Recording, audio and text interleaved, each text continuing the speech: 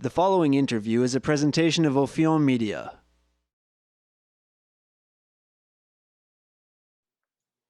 My guest today is Dr. Nimi Wariboko, the Walter G. Muelder Professor of Social Ethics at the Boston University School of Theology, and a man with a positively staggering CV, from which I'll excerpt just a few key credentials right now in the interest of time.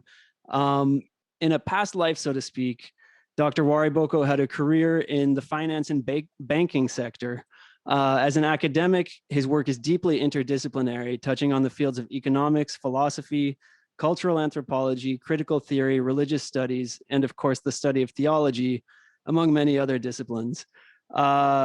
He's the author of a staggering number of books and articles and has edited several very interesting volumes as well. His monographs include The Mind of African Strategists, a study of Kalabari management practice, God and Money, a theology of money in a globalizing world, Nigerian Pentecostalism, and the Charismatic City.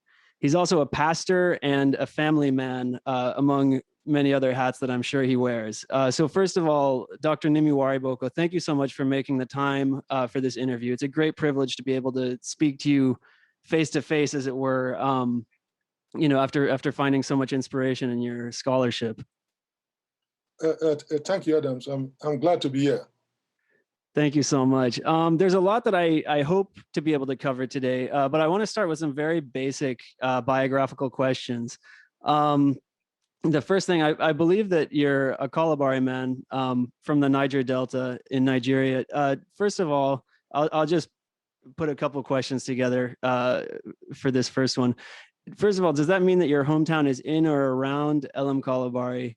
And also, would you mind saying a few words about your parents, both who they are as individuals and also whether they descend from any particular canoe houses? And finally, would you be so kind as to say a few words also about the meaning of your name, Wariboko?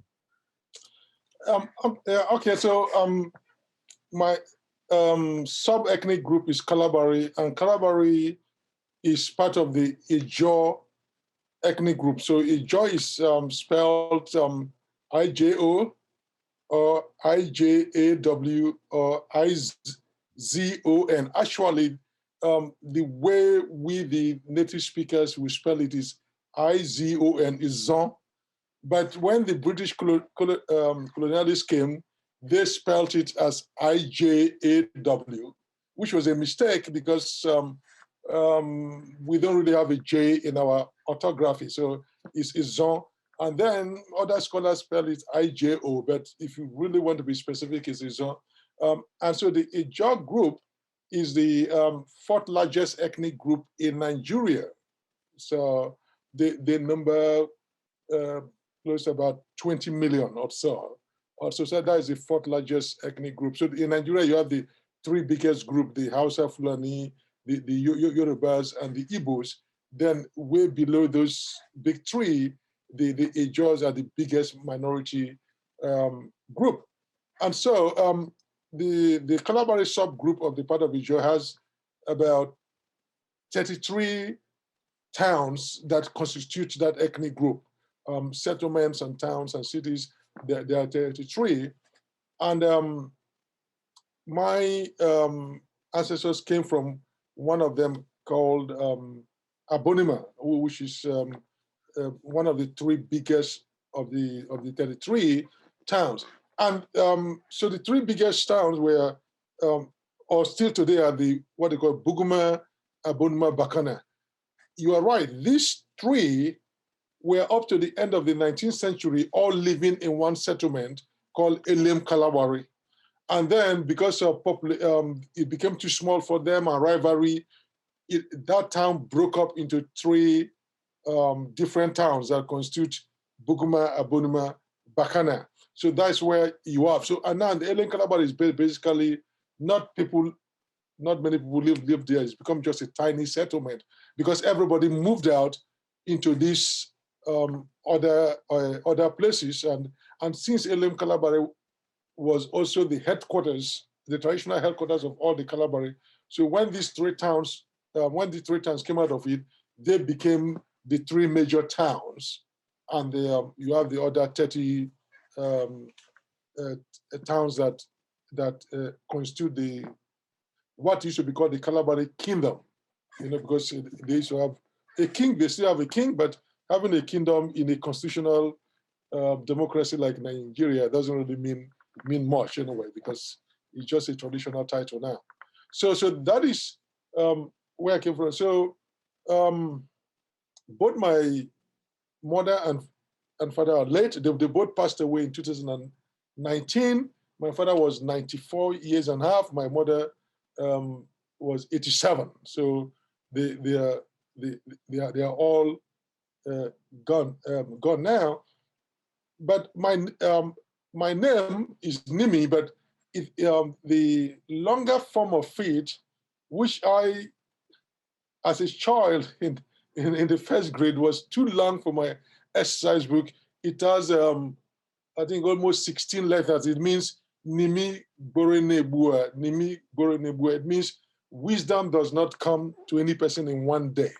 You realize the number of African names are sentences, not just one word. Often they are sentences. So it means wisdom does not come in a day. And so if you are a first grade student and you have to poop it and you have to write it on your book, and if you get it wrong, well, the teacher, you could get the air of the teacher, could get the teacher angry. So I quickly realized that I could spell the first four early, and so I began to use that name, Nimi, so that's how the Nimi came. But of course, even in my culture, people that answer that name would often shorten it to Nimi, because it can be authoring a sentence anytime you are calling somebody. So I will limit it to Nimi, Nimi or so. So that's how the name came about. So it was one of the first act of self-identity that I have to give self as a 7-year-old in the first grade, right? And so it stuck with me. So that's what it means. The name Wariboko is the name of my grandfather, my paternal grandfather, and it means refuge, as in RFUG, as you go to God for refuge, right? So that is what it means. But in Ijaw language, our language is tonal. So the way it is pronounced could make all the difference. Or sometimes, even if it's pronounced in the same way, the context in the sentence, where it occurs in sentence, will tell you what it means. So in a sense, it means Wariboko means you run to somebody for refuge to protect you. And in this case, is towards God that you are going. But the same spelling could also be used for the front of the house. So Wari means house. Boko means door.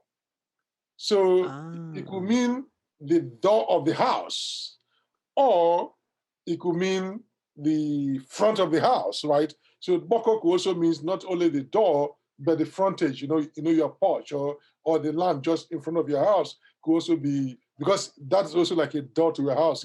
It's a way into a house, right? So it could mean that. So I don't know in how the language developed that word came to mean also seeking refuge. And one could speculate that in those days, probably if you are pursued by a killer or somebody want to harm you, once you go to somebody's porch, right, it's like you are saved. I'm just speculating. I've never seen anybody written about it. It's like you are saved, right? Like in the Hebrew Bible, if you run to the altar and grab the altar, right, and then whoever is want to kill you will not kill you again, even though Solomon did not obey that rule when somebody. But you could see the concepts. You could see how probably why the two words will come to mean. In one case, it means the front of a house, the frontage, or the immediate vicinity of a house, and in one case, it will mean protection, going somewhere to get your protection. And in this case, the idea is that God Almighty is the protector. So that is what it means. Nimi, Nimi, then Wariboko, That's very interesting. Thank you so much for that answer. Uh, I'll ask a few more questions if I can about the Niger Delta, and then expand, because Yes, yes. indeed your work is so expansive. Your first book, if I'm not mistaken, was The Mind of African Strategists: A Study of Kalabari Management Practice. In your estimation, is there value to be gained by, let's say, people in the Americas and elsewhere in the world learning about Kalabari management practices, and perhaps also about Kalabari political concepts like Amakri, which, from what I understand, is a notion of sort of statehood and belonging that could be translated as city earth? And I'll also just tack on a follow-up question there. Can you reflect on any such concepts from the Kalabari tradition that you view as having some relevance to any modern day struggles that people are engaged in, either in Nigeria or beyond? Um, yes, actually, The Mind of African Strategists that came out in 97 was my third book. My first book was Financial Statement Analysis, so this was 93. Then my second book was 94, and that was 97. So what really fascinated me to study the history of management in Kalabari, beyond the fact that at that time, there were not many books that had studied pre-colonial business management practices of Africa. There were studies about politics, other form religion, but not many people that have studied pre-colonial. I remember there was a professor at Harvard in the business school. I sent him a copy of the book when it came out in 97, and he confirmed to me, I can't remember his name, but he confirmed to me in a letter, there was no email at that time, in a letter to me, that this was the first time he was reading anything on pre-colonial corporate management style of Africans, right? And so that was not the immediate reason that led me to the book. What happened is that I had gotten my MBA from Columbia Business School in finance and accounting, and I was working on Wall Street as a M&A specialist and also management consultant. And I happened to travel to Abonima, my town, the Kalabari area. And when I went, I'm part of a compound, and two sides in the compound were fiercely engaged in a lawsuit, and that lawsuit concerned who is supposed to be the chief of the area. And the argument they were posing about who has the right to be chief was that one group said that the people who were ruling said that they began to rule from about 1830s, about maybe 1836. They've held that post continuously for over 150 years. But the children from the other side that was contesting them says, no, it was our chieftaincy that you took away. And now after 150 years, we want to regain it back. And the argument of the guys ruling now said was that, yeah, that's what happened. But in about the 1792 to about 1836, or there was 1796 or thereabout to 18 in the 1830s, for 40 years, that your corporation collapsed. So there was no viable corporation to produce a chief. And this is important for two reasons. Like many people would think that the Calabaris today trace their lineage through blood. No, it is only a recent thing. Like all other Ijaw groups, they were tracing their lineage through blood, like any other human group. But they began to engage in the transatlantic slave trade and the Atlantic trade after the slave, before the slave trade and after the slave trade. So from about 15th, 16th century down to the 20th century, they became involved. They were one of the major middlemen on the west coast of Africa, both pre-slavery and after slavery. And therefore, corporations begin to form. So it was a lineage that would now begin to employ other people from other parts of southern Nigeria. and they'll begin to have war ammunition, so anything that would make them protect themselves against slave raids, and they begin to have economic systems, right? So it was cooperation, and some of those chiefs at that time would employ up to 600, up to 1,000 people. Like one particular chief, Jaja from another Ijaw group, according to one estimate in the 1860s, his total income from his trade was about 200,000 pounds. That's a lot of business to be doing in the 1860s. And so... sorry, that was palm oil trade or what? Yeah. He was at that time palm oil trade, slave trade has ended. So they'll begin to form corporations, and they did that. And therefore, if you're a corporation and you're not viable when you dissolve, then the chieftaincy also goes, because the chieftaincy title was attached to it. And so what this group that's ruling was arguing that the original corporation went bankrupt, and for 40 years couldn't rise up to be a viable corporation again, because you may start to do business, but there are certain standards that the other chiefs that you have to maintain, like a certain level of war preparedness, of war materials, men in soldiers, wealth, children, everything. If you don't rise up to that level, they will not restore the chieftaincy.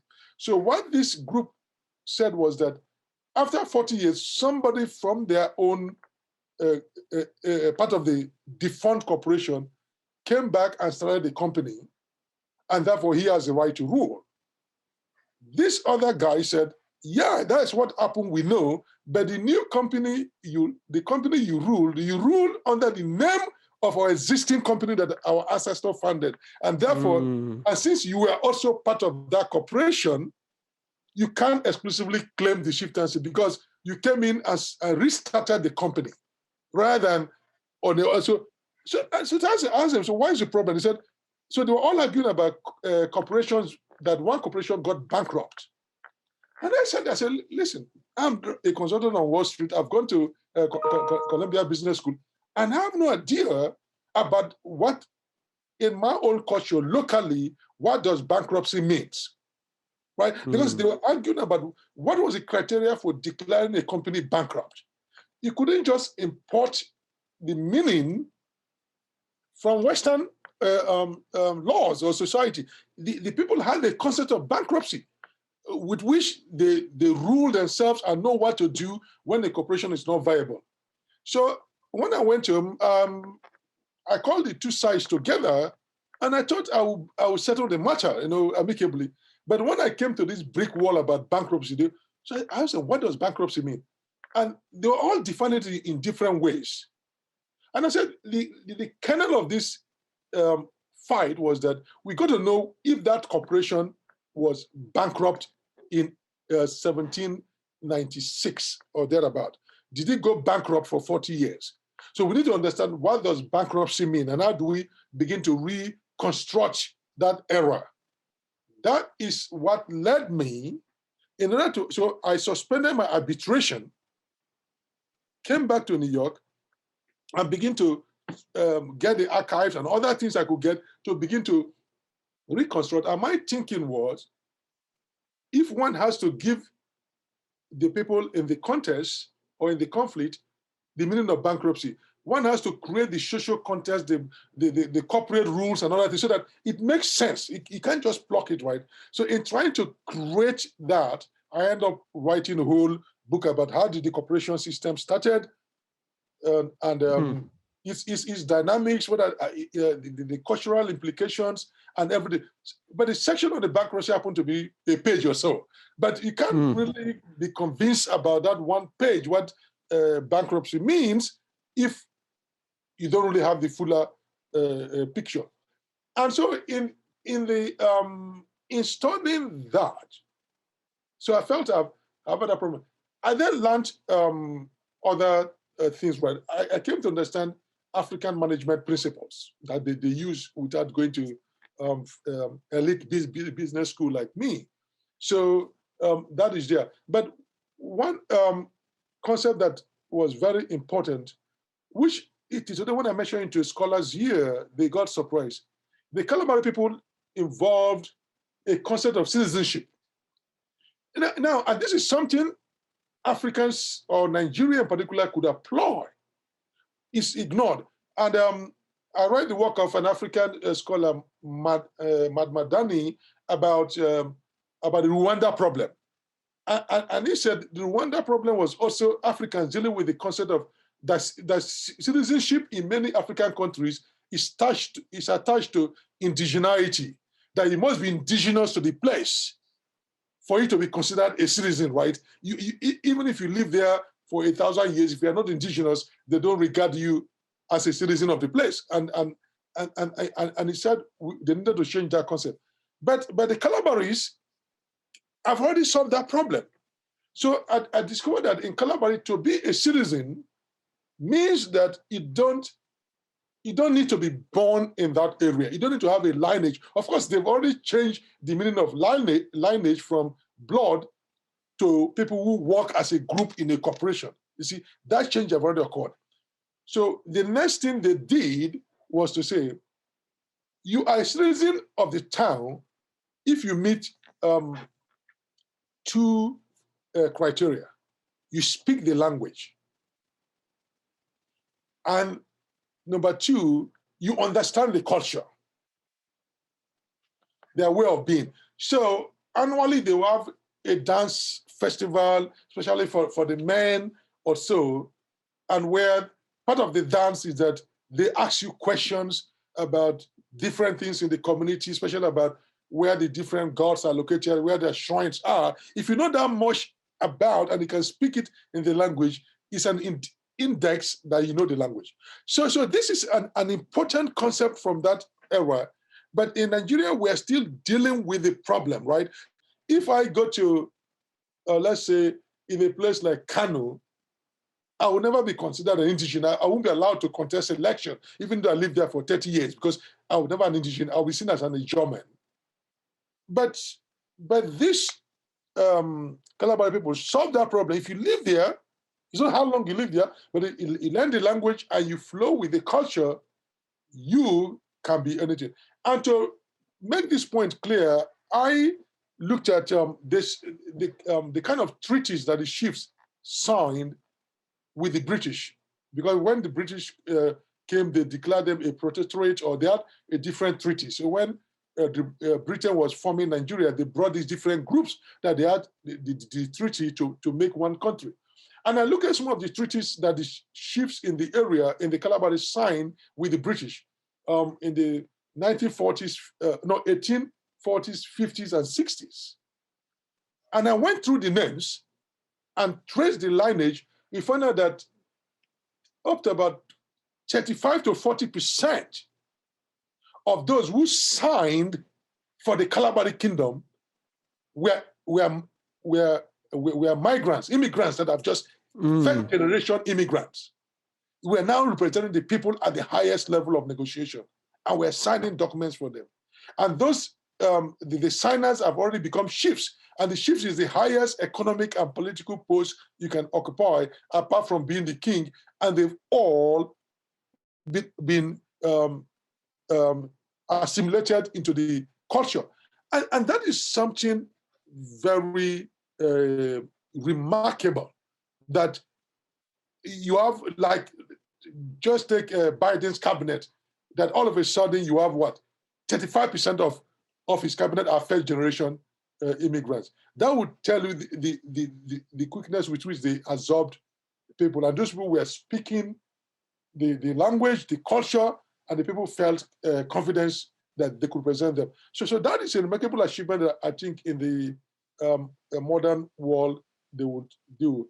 And another thing that is also happened, that when I studied when I studied the evolution of the lineage system to a corporate system, I found out that they had independently worked out what modern economists would call transaction cost economics, right?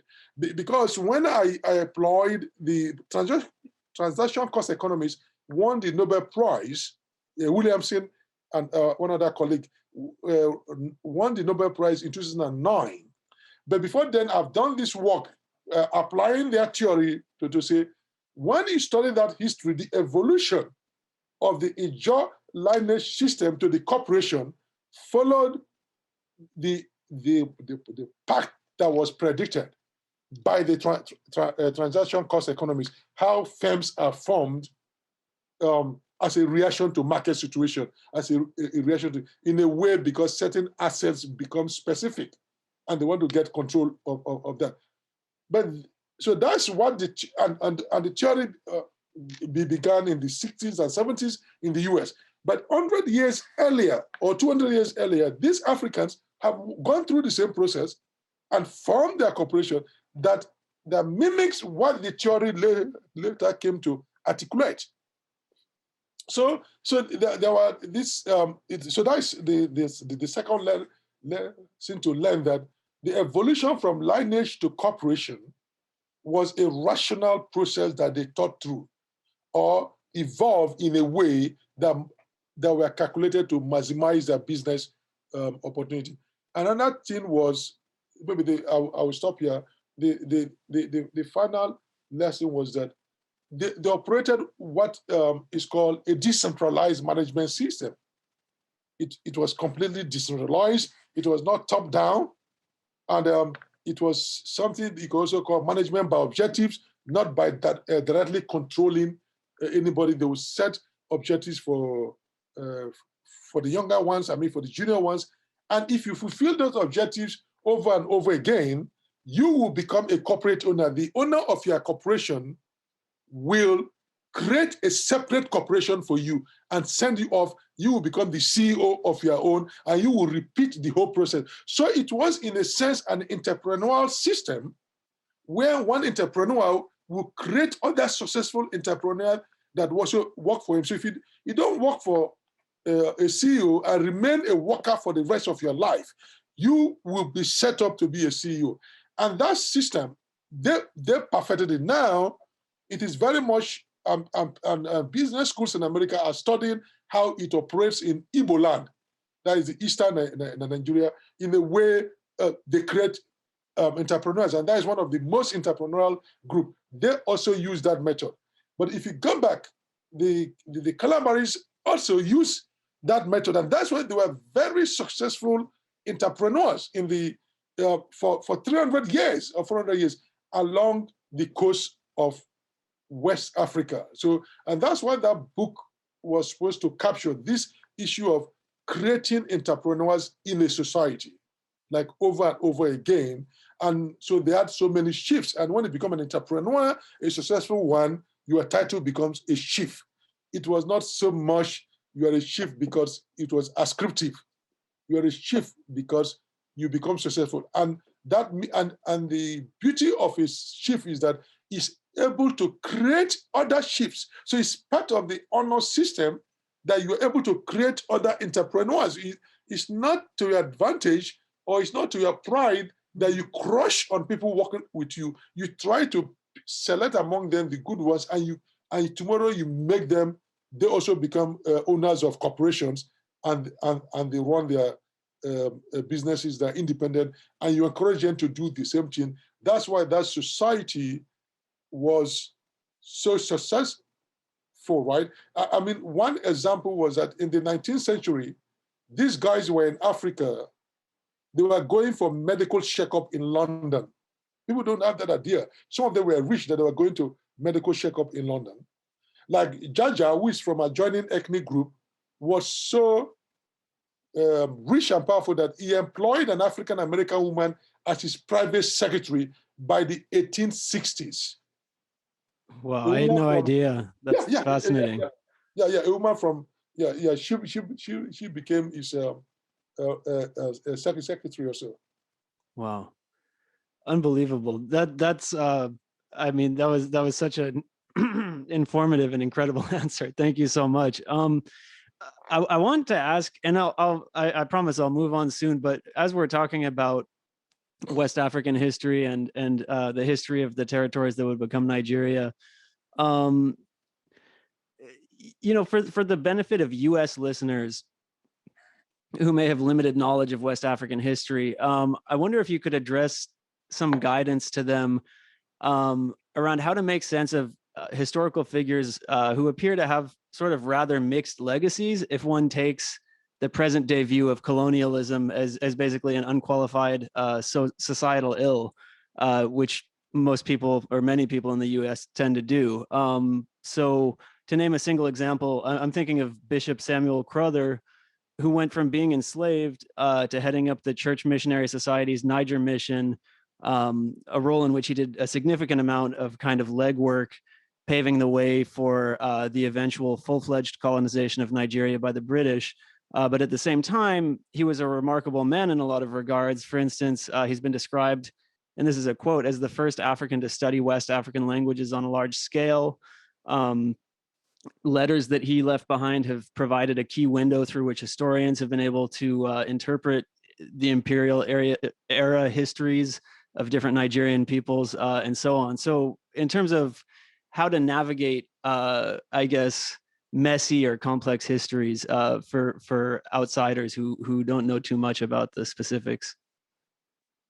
Yeah, I mean, Bishop Ajayi Crowther, and he was also the first African bishop to be ordained by the Church of England, and I did that. And he was also given an honorary doctorate by Oxford in the 19th century because he had books. He translated Bible language. He wrote things on theology, and so he was a very smart young man who is from the Yoruba area of Nigeria, and he was stolen away as a slave, and before on the ships on the way to the Americans, the British stopped it, and then they took him to Freetown, and he got education, and they later brought him back. He went back. He knew his family, and he mainly worked at the Niger Delta. Even one of the churches that he had pioneers started is still in my town.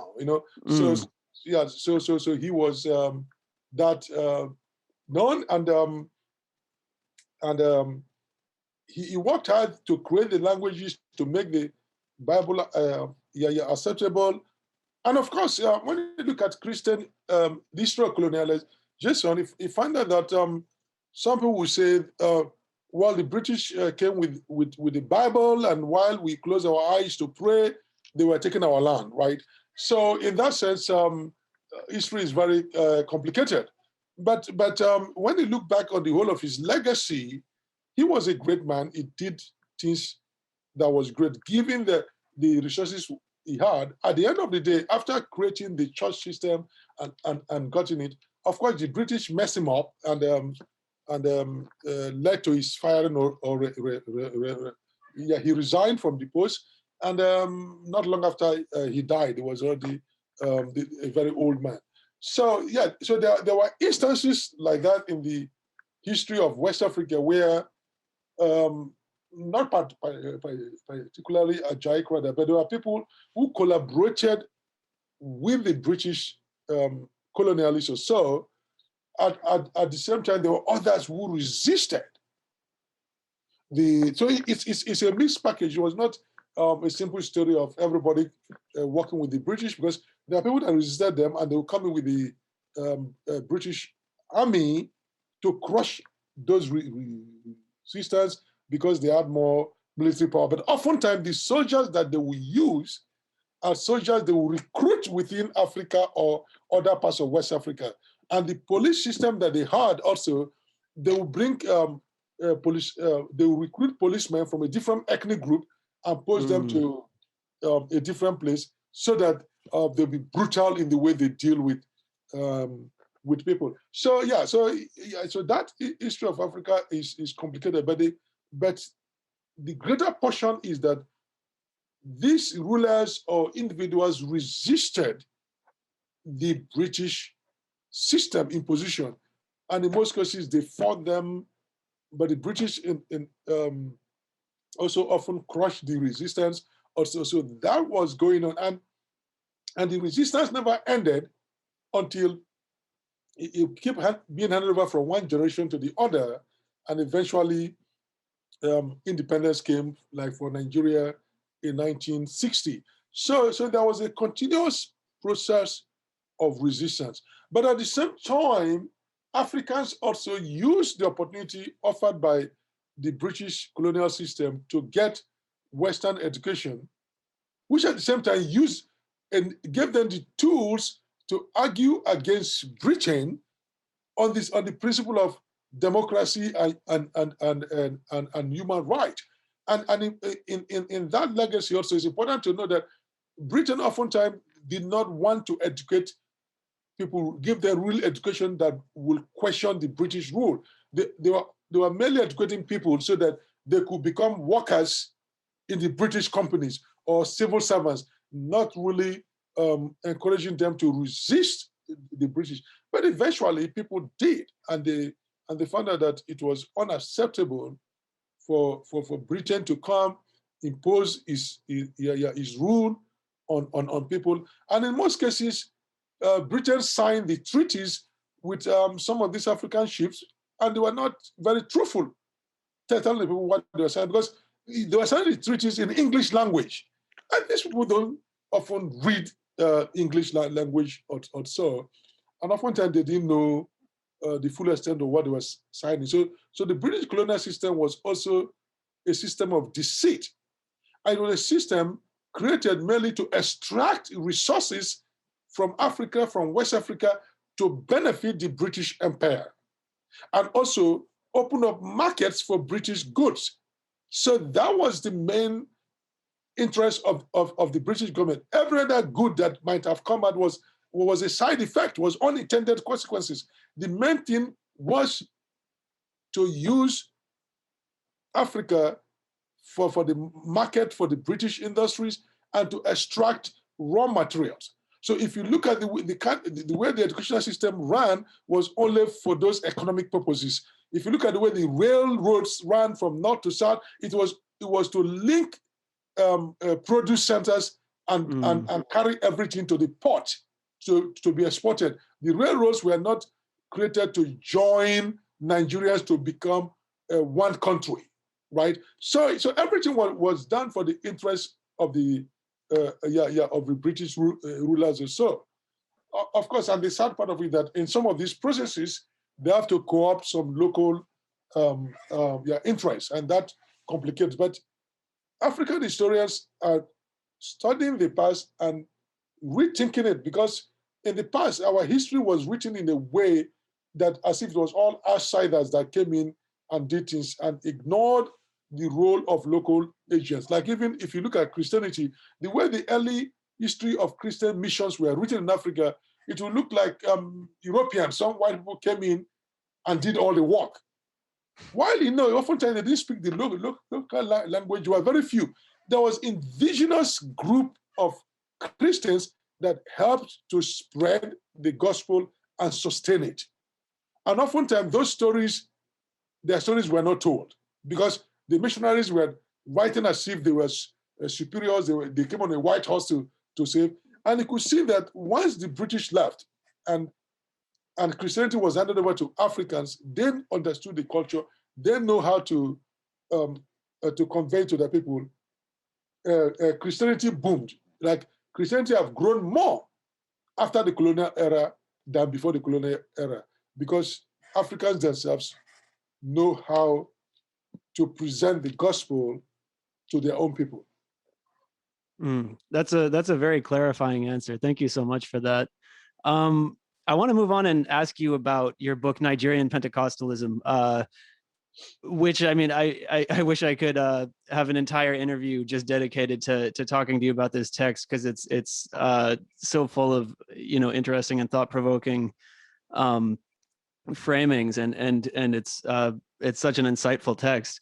But just a very sort of simple question about it. I'd like to start by asking you to summarize in whatever way feels least tedious to you, because I'm sure this isn't the first time you've been asked to do it, to please summarize the related concepts of the phenomenal veil and the spell of the invisible that you developed in that text. And if you could also touch briefly on the reverence that it seems that some Pentecostals have for those who can report back to them what's on the other side of the veil, so to speak. Yes, so that's an excellent question. Actually, that summarizes the book, because I use this spell of invisible at the beginning of every chapter, and I was walking it through. So what I was, the narrative that I was developing in that book, or the thesis, was to look at Nigerian Pentecostalism through this lens, albeit it's a narrow lens, but the lens of saying, what is their concern with what is beyond the phenomenal veil? Now, what I mean by phenomenal veil, in a sense, harks back to a little bit to Immanuel Kant, that said we have the phenomenal veil. That's things that we can know through our senses. And then there are things at the nominal, that is the things we cannot know through the usual five senses or so. There are things spiritual, right? Or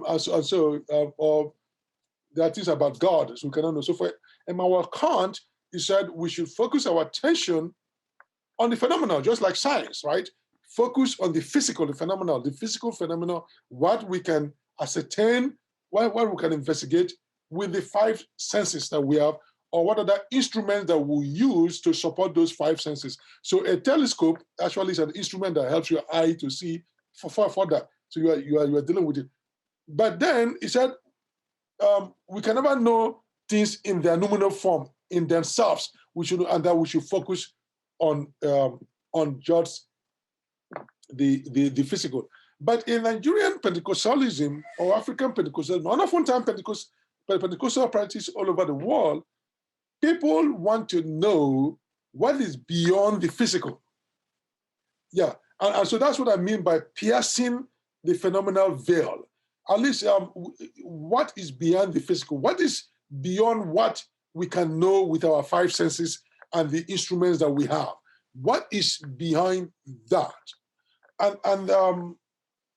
And that is the question that for them drives them unto God, right? So they are not just going to God and be satisfied with the prayers and the praise they will have on a normal day, like a Methodist church in the US or Presbyterian church in the US, but they want to know what is behind that. And so it's almost like it compels them. It draws them. And so it becomes like a spell. That is the spell of the invisible. So the invisible is another word for the nominal, that the things that we cannot see, they want to know what is there. So, and in a sense, this is also of very much importance in African traditional religion. Going back to Evans Pritchard's work on the Azande, Azande, the magic of the Azande, that if something happens to you, right, Africans don't just jump to the spiritual realm or so. They know how to deal with the physical, right? But if something keeps happening to you, it will trigger a certain reaction to know more why that is happening to you. So to give one example, and this is not about all Africans, but we're talking about Pentecostals. If I live close to the I-95 here, not very far from my house, and if we find out that there's a particular junction that an accident has occurred, there was a car crash. Well, the police will come, the engineers will come, and they say, okay, people are driving, it's a bad driver. But if you find out that accidents keep occurring at that junction over and over again, the scientist, the engineer will ask the question, why is this happening? Is it as a result of bad construction or the way people drive, or is it at a particular time of the day? Why is it occurring? So then you go to a scientific engineering explanation, right? So there is the first order explanation. Everybody knows what is happening. But if it keeps occurring, we say, is there something about this road that we don't know? Is there something about the construction of this road that we don't know? And then the scientists will try to investigate that and maybe fix the road or the flow of traffic, or maybe the traffic light is not doing its work very well. That's why we keep having accidents. That is a second order explanation. But the first time an accident happens, you're not going to restructure the road. You say, people drive carelessly. So it happens. In the same way about the spiritual. So Africans don't jump into the spiritual explanation, which is a second order explanation. They'll try to, if a woman is driving and our car breaks down on the first day, maybe there's no fuel, bad bad stuff. But if it keeps happening at the same spot or over and again, she's going to say, is there something else to it? Now, this is where the phenomenal veil come in. The Africans that are not that spiritual inclined or Pentecostal will try to investigate within the phenomenal realm, the physical. Maybe there's a bad plug or something about my car.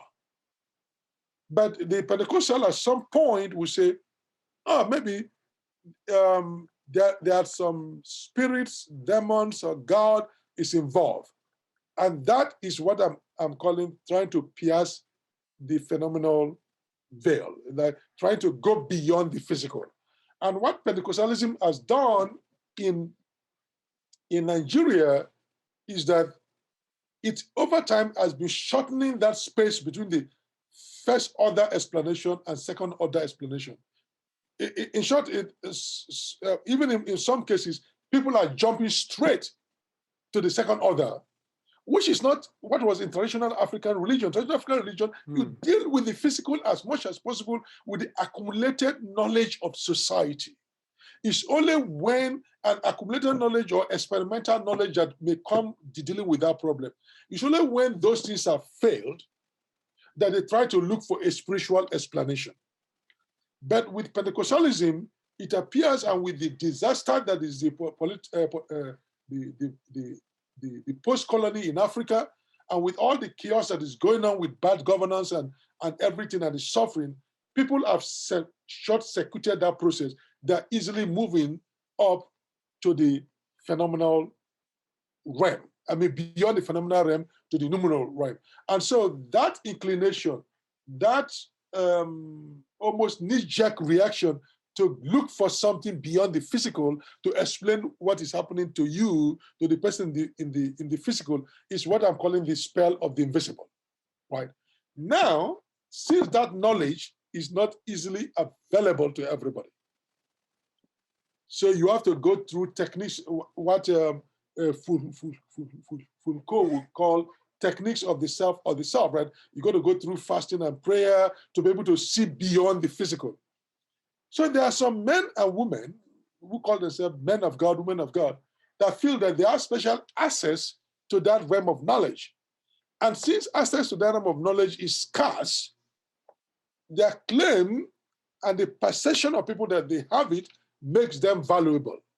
So people will give them money, they will give them their tithe, they will give them so that they will be able to guide them how to live their life, because they believe that the influence of the spiritual, what is beyond the phenomenal veil, actually has control over day-to-day activities of an individual, or even over the long run. And this is what typically has always been called the spiritualistic explanation of life, that what we don't see with our eyes, the invisible. Now, we're not talking of the scientific invisible, which is after we can't see the virus with our eyes. We can't see COVID-19 with our eyes. Yeah, but yeah, they're going beyond that, right? So instead of not seeing atoms and viruses and bacteria with our eyes, they feel that there are spirit beings that we don't see with our eyes that are causing their problem or the obstacles they face in life, and therefore the specialists, the religious specialists who has not knowledge of that realm and that can deal with it becomes valuable. Just like the way for most of us when the coronavirus happened, we relied on the scientists who know how to operate in that world to guide us. So Fauci and all the scientists become increasingly important in telling us what to do. But if you are on this spiritual explanatory model, and you invested your life in piercing the phenomenal veil, then those specialists in that area also becomes valuable. And I felt that the spell of the invisible, what I've just explained to you, is a core feature of Pentecostalism in Africa. If you leave it out from your explanation of Nigerian or African Pentecostalism, you had missed a lot. And I felt understanding these dynamics of this, what I call the spell of the invisible, almost like a spell over the whole movement, and it drives them forward. It structures this. As a matter of fact, it has become a condition of possibility, if not the condition of possibility, for a lot of things that happen in the movement.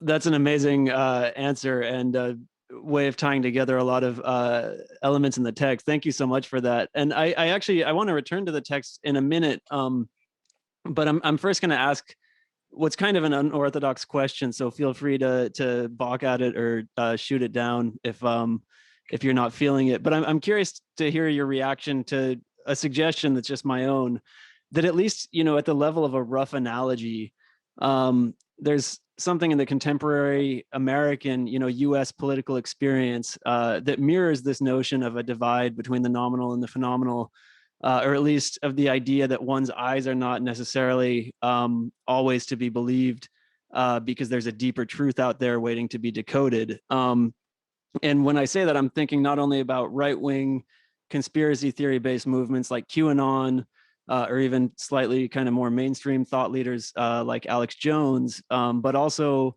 about sentiments that circulate in leftist circles in the US about the difficulties discerning which kinds of progressive policies would be effective versus which ones only sound good on paper, the question of whether a political aspirant is a true progressive or an unreliable careerist, et cetera. Do you think there's anything kind of valid to that analogy?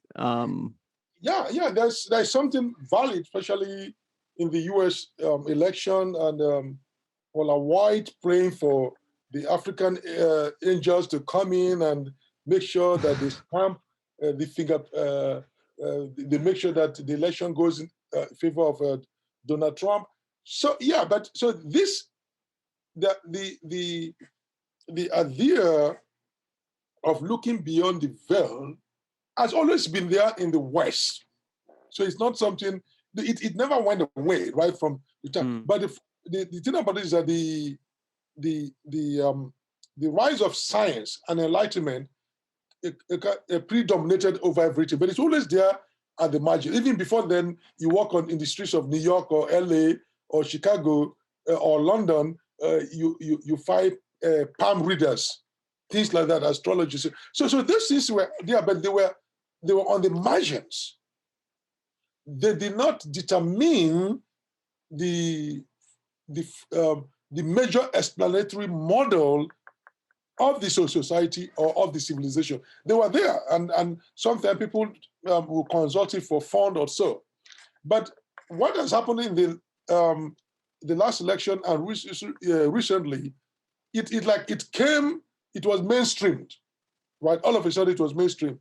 And once people get into this mindset that there's always something behind that they are not seeing, then all of a sudden, people who claim to have access to that becomes increasingly important, whether those people happen to be heads of governments or pastors, leaders. They become to be important because people now don't believe their eyes anymore. They don't believe the instrumentations of science anymore because they feel that there's always more. And that more could be more in the spiritual realm or more that they're not telling us. There's always something more. So that is there. So I'm not surprised that it will happen. And oftentimes those kinds of things happen when a society is going through crisis, right? When there's a massive doubt of its institutions, as if its institutions can no longer manage the passage of time. And when people begin to feel that they're running out of time, that there's some kind of pressure, those kinds of views tend to come up onto the surface. As a matter of fact, when the Trump phenomenon occurred, some scholars went back to an essay I've published before Trump came, that America is what I call moral panic, or what they call temporal panic. That America is going through a temporal panic, and when societies go through a temporal panic, it will throw up a leader who will promise them that going to be a massive change. The cargo will come, and they begin to doubt every institution. And they begin. So I wrote that article. I didn't know Trump was going to come up, but when it did come up, it almost like I predicted this kind of pattern, because if you understand what temporal or what they call moral panic causes, and then Trump came in and he did on that. So those kinds of things, if we study it also, but one thing about the Trump era and all these things we're talking about, people have not really investigated the impact of temporal panic, moral panic. And I went through American history, like the McCarthy era, right? So when a society goes through moral panic, it could do two things. It may want to inflate its commitment to the outside world, or if you want to look back. In the McCarthy era, they thought communism was the problem, right? And therefore it was a retreat. In the Trump era, it's a form of a retreat. But once you retreat, when that phenomenon of retreat or inflation occurs, one way it also shows itself is that you begin to look for the fifth columns inside yourself. Who are the people that are fouling the process from within? So you don't only attack outsiders, you begin to attack insiders, because there are certain people who are not making it work. It's because we don't have full cooperation. There are rats and snitches among us. So that's what's also happening in the left. So America is going through this phase, right? So in the Pentecostal worldview, with that kind of stuff, when things are not working, one of the things that they will blame, they say household enemies. It's not only the witches outside is attacking you. There is somebody within your home that is attacking you, what they call the household enemies. So the effect of that is that you don't trust anybody anymore. Truth becomes a problem. And my friend Ruth Marshall, in her book, Pentecostal Revolution, actually talks about how that kind of mindset destroys truth, that no one believes truth anymore because everything is thrown up in the air, as if she was talking about the Trump era, right? So there's a lot of things that people could study about Pentecostalism. What scholars like Ruth Marshall and myself have written about this phenomenon in a religious setting happening in America. But on a bigger global level, at the level of human beings, right, we've been, like the French philosopher Alain Badiou will say, we've been having this problem right from the time of Plato. And what do I mean by we're having this problem right from the time of Plato? Alain Badiou said, the French philosopher who wrote Being an Event, a major work. His point is that he said human beings, we are given to, if we see this glass on the street, our mind will automatically think that there's a better form of the glass. If you see a watch, there's a watch, but there's a better form. And you could see that is what led Plato to look at material and the ideas form, right? He's seen a table, he said, there'll be the idea of a table somewhere in heaven, somewhere in the eternal, and that what is happening here is manifesting it also. So everything now has a counterpart outside, a counterpart that is beyond the phenomenal veil. Plato never told us he could see the ideal form is beyond the phenomenal veil, but there's always that phenomenon. There must be something behind, right? In the same way, early illiterate societies were reacting to the radio. They get the radio speaking. They want to look behind. There should be a human being there. So and this is once you understand it from the point of view of even Plato, that this material and ideal form, right? So and that's why people like Karl Marx of the materialistic movement says there is nothing beyond the material. But it's very difficult for us to ignore. So when people say there's something beyond the material, you can approach it through religion if you think that there's something beyond the material, right? Or you could philosophize about it like Plato says there's an ideal form. And so we are always looking for that ideal form. And we want to measure our earthly or material performance or existence or object against that ideal form that is there.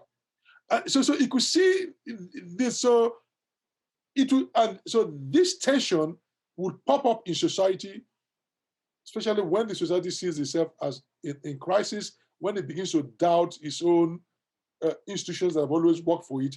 It will happen. So your observations are very correct that we can look at what is happening with the Pentecostal movement, especially in a place like Nigeria, and use it to map some of the things that are happening in the United States.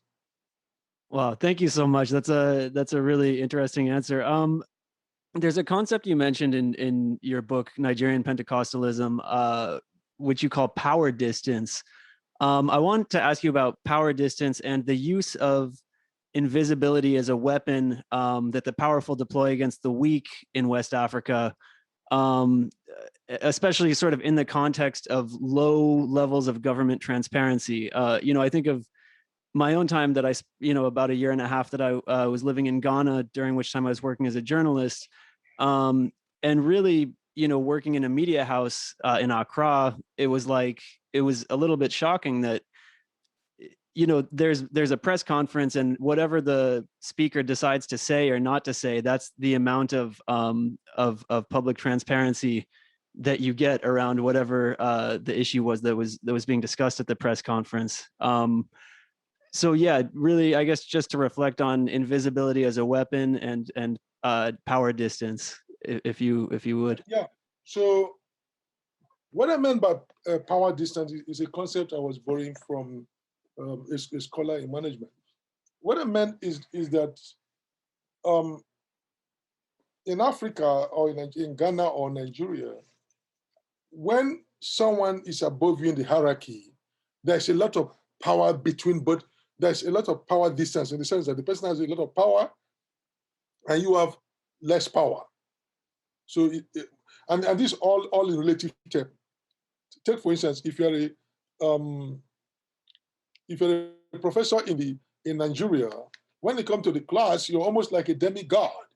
Your students are not allowed to question you in the way they do in the US. Of course, they will not even call you by your first name. They'll call you by your last name. So there's a lot of difference. Of course, you find a little bit of that in Germany also. So there's a lot of power distance. So the boss always makes you realize that he's above you. There is not much of collegiality between those who are up higher and those who are lower. And that is the way the system works.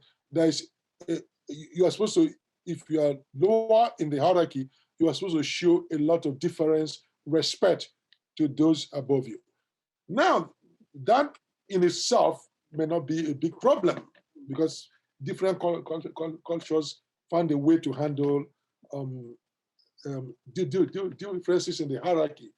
But when it becomes an issue when it doesn't allow people to question what the superior is doing, or allows the superior to get away with things that he or she should be held accountable. When it goes against accountability, right? So there's a lot of, and so how does this work in the church? So the pastor, the man of God, the woman of God, who is anointed, who have this access or presumed access to the invisible realm, becomes almost unquestionable, right? So even in a church setting, his decisions are not questioned. It's not open to discussion. They come in and say, this is what I want to do. There's a case I cited in the Nigerian Pentecostalism in the book, where a church was, the pastor called members of his church, formed the committee to repair the roof, because the roof of the church was leaking away. And then, so the committee came together and said, yeah, Pastor, can you show us what is in the church account so that we know the shortfall to raise money? And that pastor felt that they had contested his power because he's not used to giving account of the church money annually or monthly or quarterly. It's not. And so for him to ask that question, you've overstepped your bounds. But given the situation, what did he do? When it was finally, they pressed him to prepare a report about the church finances, so they will know how to raise the shortfall. He prepared it, and as stated in the book, he put it on the altar of the church. Say, okay, go and take a look at it there. And of course, given the Pentecostal mindset, as if you are going to go to the altar where the pastor sits, as if you are contesting God, as if you don't trust God. Of course, no one did. That's how that project ended. So a woman in the church who was not part of the committee felt that by asking the pastor, that is not the right thing to do. So she financed the whole repair of the roof from her own purse. But it's a simple case of accountability. But because of the power distance, no one could call the pastor to order that it is wrong. You are supposed to give account, right, of the money that is coming in. Many Nigerian churches, Pentecostal churches, don't give annual account of the tithe and offering they get. Not in how they spend the money. No one knows. No one gives account. When the government tried to ask them to do it, there was a big protest. They even got someone who's a Pentecostal pastor working for the government, headed that unit of the government. They got him fired because they feel they should not be questioned. And that is what I mean by power distance. And it's only in the churches. It's also in the political realm.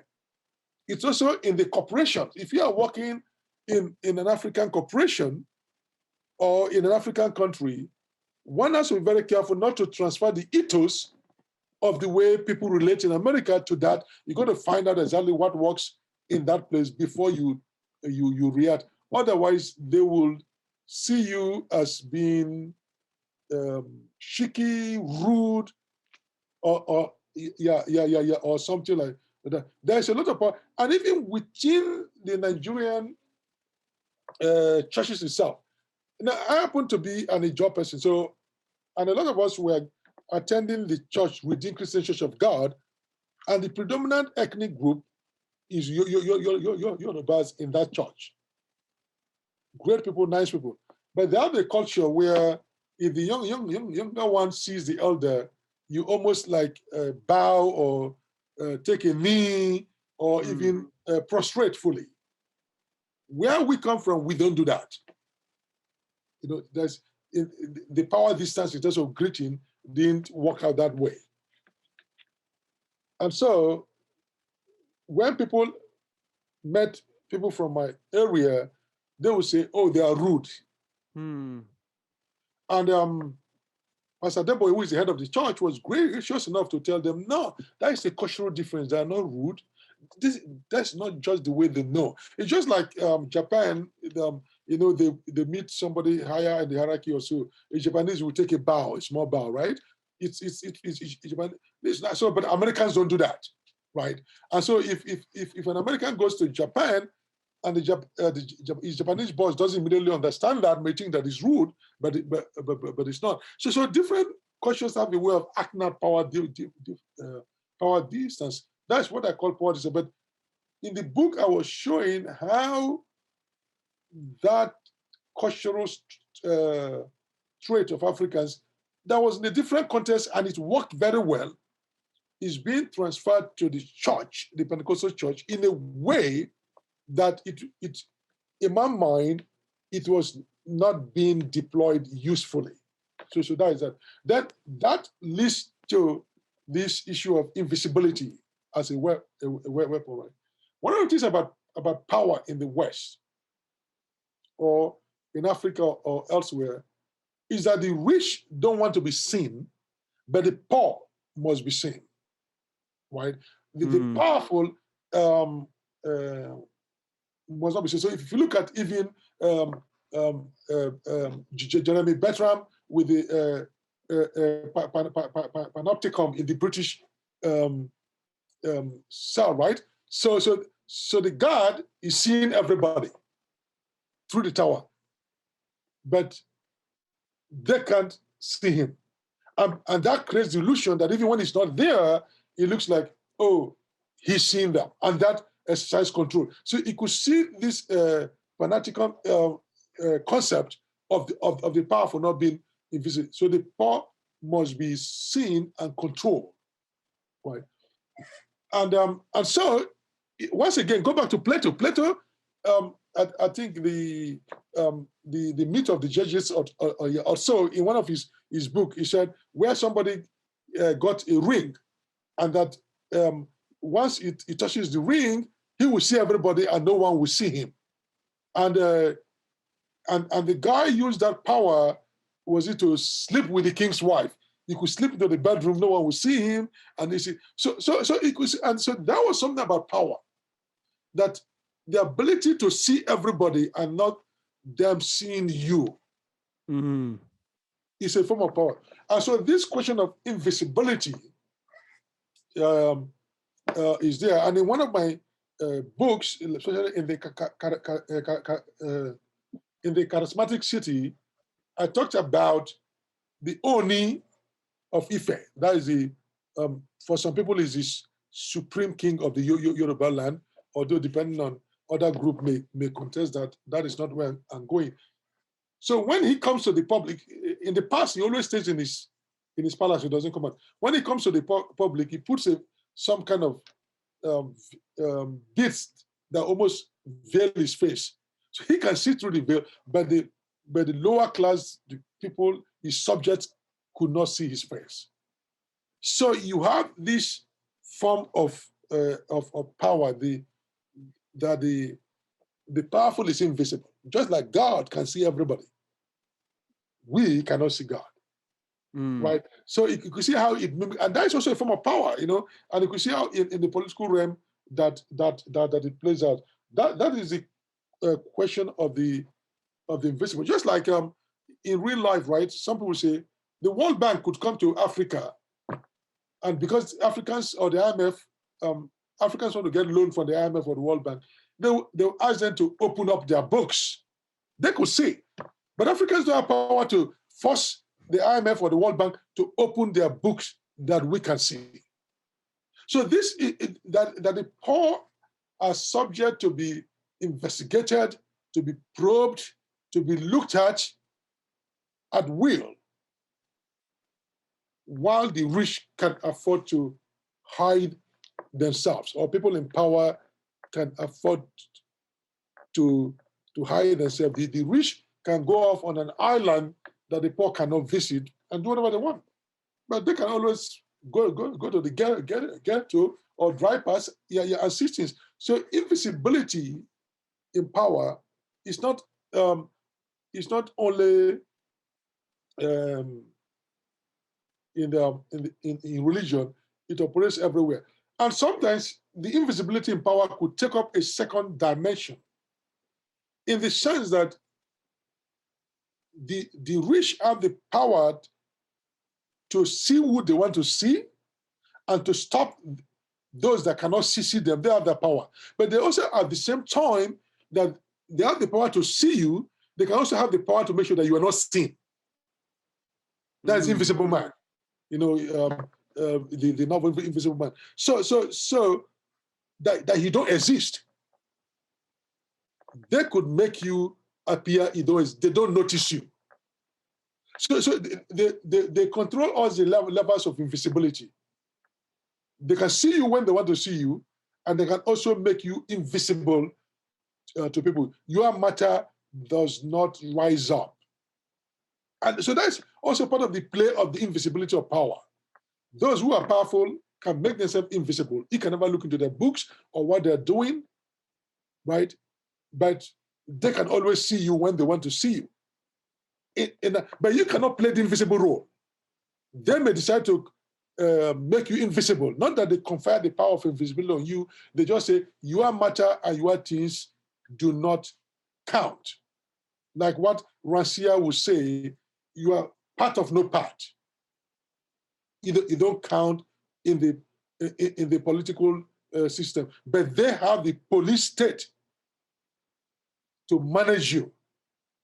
Yet they make you feel or put you in a place where you do not count. So that is where the logic of invisibility operates. And I'm saying it also works not only in the political realm, also in the religious realm. Yeah, absolutely. It's I encourage anyone who's listening or watching to this interview to check out that book, Nigerian Pentecostalism. It's really a fantastic and powerful read. And like I said earlier, I wish I could spend the whole interview on it. I'm actually going to skip over some questions here in the interest of time, though. Because I want to ask you, I'll also get to the Charismatic City, which you mentioned in your response. But before I get there, I actually want to ask you about your book, God and Money.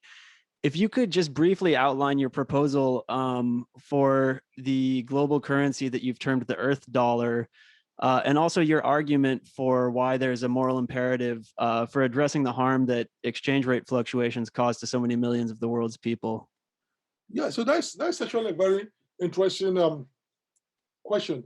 Yeah, in my book God and Money, which was published in 2008, I was looking at one ethical issue that the global monetary system, the global trade and payment system, is basically run by three currencies. You have the dollar, the euro, and the yen, right? In the sense that the dollar is the world reserve currency, that the bulk of central bank savings are kept in dollar-denominated assets, and that everything is done through the dollar. And then in that book, I went on to look at the ethical implication, the exploitation involved in dealing with other countries. And then I said, but there could be a better way to organize the global monetary system in a way that is more democratic, rather than having these three powerful currencies and the rest of the currencies are plebeians, right? You have the princesses and the kings, those three currencies, and everybody is kind of playing the plebeian role. That how can we create a more democratic payment system that is not controlled by one country at the expense of the rest of the world, right? Of course, there are issues about what they call the trifle dilemma. If you are controlling the world currency, that is a different. But basically, it's not a democratic system, and it's not. I'm declaring not democratic because I'm the first person to do so. No, people knew it, right? So, give us a bit of historical context. When the Allied power in 1944 felt the global monetary system was broken down and they wanted to reorganize it, they met in a place not very far from where I live in New Hampshire, in the state of New Hampshire, called a resort, holiday resort called Bretton Woods. That's why it got the name Bretton Woods Institutions for the IMF and the World Bank. So they met there to redesign the global monetary system. At that time, the president of Roosevelt and the British government, Churchill, have met, they've exchanged, and then they've asked John Maynard Keynes to come up with a plan that will be democratic and fair to everybody. And Keynes came up with a plan called the Banco Plan, B-A-N-C-O-R, Banco Plan, which should be democratic. And they seem to have agreed. Then the Assistant Secretary of Treasury, Harry White, went up to Roosevelt and paraphrasing, he told him, "Are you crazy? We just won the war, and there is power in having the number one currency being an American currency, the global reserve kept there. How could you give that power away to create a global currency? Basically, are you crazy?" I'm paraphrasing. So Roosevelt then sent a telex to Keynes. Keynes was on the way on the ship. He said, we are no more doing it. We are no more creating it. We are going to use the dollar as a global currency, and everybody has to save their national assets through the global currency system. Of course, they made sure that America had the goal to back it up, right? But of course, when America began to run deficit from 1958 to 1971, when Nixon finally delinked the dollar from gold. But the Banco Plan was a much more democratic way of running the global monetary system. Of course, once America rejected it, America was the global economic power, was the global nuclear power, was the global military power. No one could, all the European powers were already broken and beaten in the war. American view prevailed. So what I came up later by the 2006 when I was writing that book to say, we could go back and visit that concept. Because we're in the global era, and when even the former head of the Federal Reserve has said that a global economy needs a global currency. So I went back and I said, okay, let us reconceive this. What are the ethical, philosophically, how do we reconceive it? Because I also know that all through history, different countries have come up and ruled the world through its currency, having the main reserve currency. And America should have stepped in that position at the end of the First World War, but didn't want to do it because he didn't want to take the responsibility of being the lender of last resort. If your currency is number one currency, the currency of reserve, you have to be the lender of last resort, and it will drain your economy. America didn't want to do it until the Second World War, and Britain was in no position to do it, and America stepped in. And I said, if you look at all the indices, China is where America was at the end of the First World War. And so history tells us that at some point, the Chinese yuan is going to be the global currency of the world. And the fact is that for the last 500 years, Western civilization, European countries have always produced the global currency. And history also tells us that the shifting of global currency from one country to the other have often come up after a major war. Now, the question is America and the West ready to democratize the system, or they're going to wait for the Chinese to take over, right? The China is not ready right now because it is still preparing, because in the book I gave the different conditions under which that kind of power will emerge, and China is gradually getting there. But economically, it's already, it accumulates more surplus than any other country in the world. This was where America was at the turn of the first century. So eventually, my theory is that China may emerge as the global currency.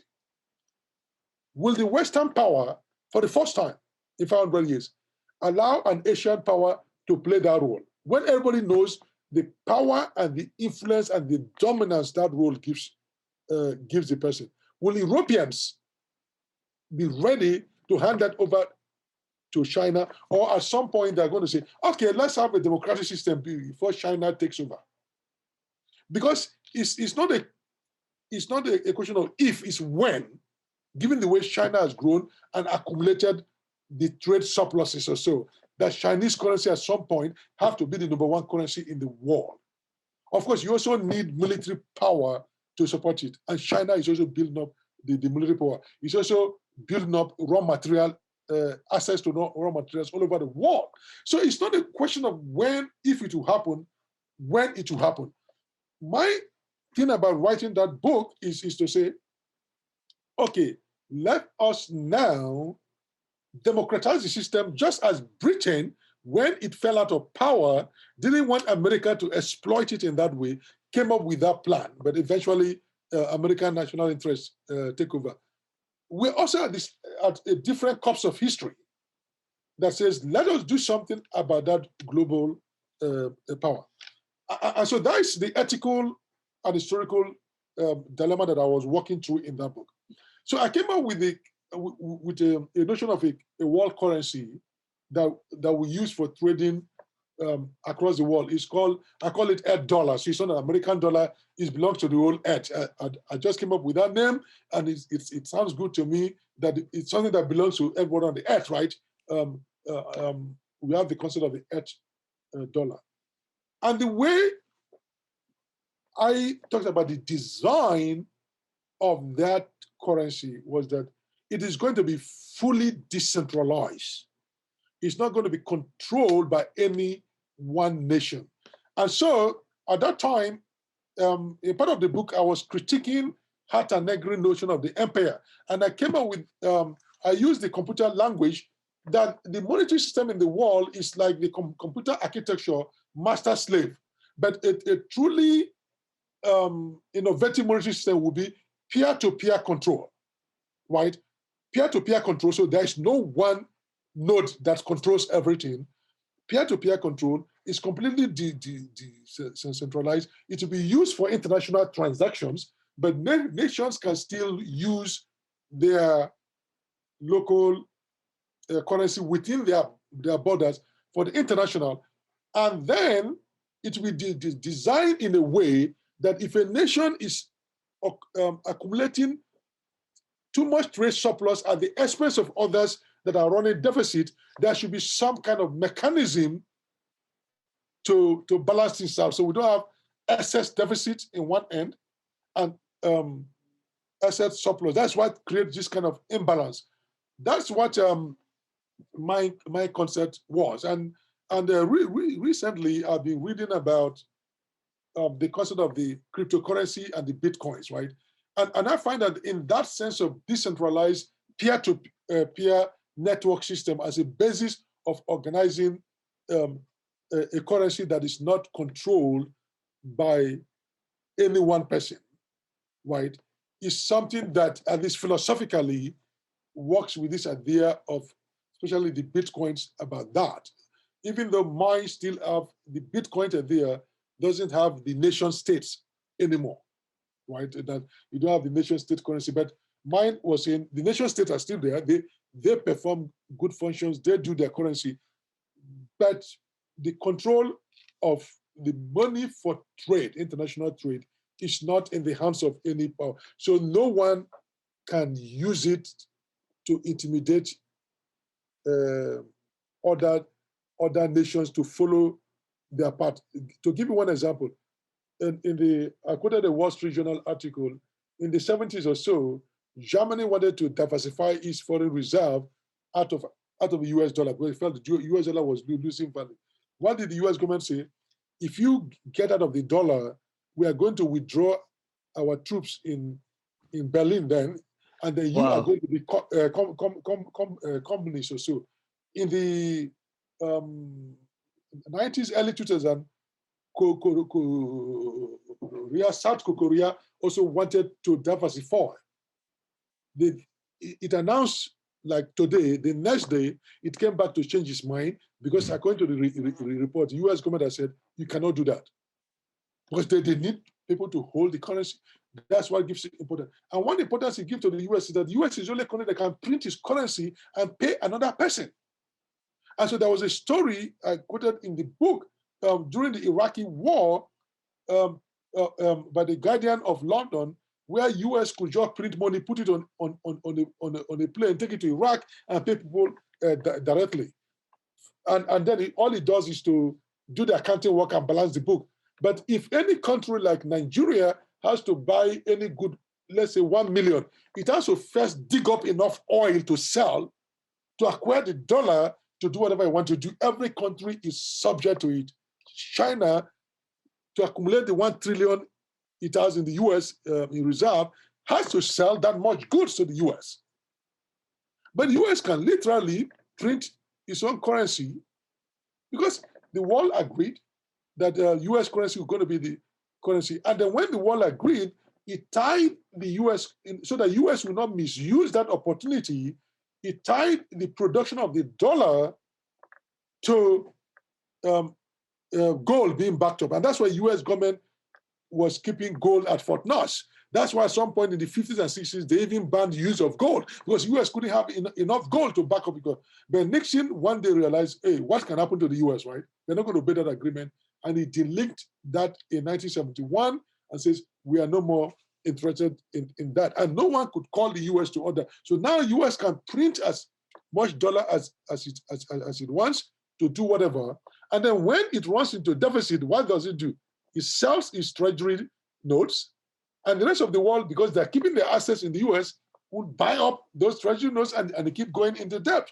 But no other power in the world has that kind of authority. And that is the question. Are we going to democratize? And for some people who may find this democracy of the international currency a little bit abstract for them to understand, let me make one local example. Imagine that we are over 300 million in the US. And if you, Adam, is the only one that can write to a signature on a piece of paper and everybody will accept it as money. You are the only one that can do it. Right? So if you want $10 million, if you want to buy a house of $10 million, all you do is to bring out a piece of paper, sign your signature, and you give it to somebody. The owner of the house is going to give you the house. You're the only one that has that power. But every other person to accumulate even $1, not talk of $10, has to walk their tails off because they have to earn it from somebody. You are the only one that has that power. Imagine what that does to you. You can wake up and one day say you want to buy Apple, Google, all of them one day together because you can print that money. You can do whatever you want. Or you're the only one that can borrow at such a level that everybody's pouring their money onto you. That is a lot of power at the individual level. That is what we're experiencing at the international level with the US national currency. And so, and to think about it, one cruel example is this, right? Even poor Haiti has to keep their meager national reserves in the US. Iraq has to do the same thing. Iran has to do the same. Even though we say we are fighting them, they have to keep their reserves here, and it helps to lower even our student loans or our mortgage, the interest rates on our mortgage, because every country stores their wealth here. And so we are saying we are giving aid to other countries. That is true. But ask them, where are their national savings? So if you go to Nigeria, the banks will suck up those savings from the rural area to a regional bank, to a national bank, and they would buy assets in the US here. But that is on the individual private market. But the national reserves, the money that the country had to keep aside to trade and pay for its import or so, has to be kept in dollar.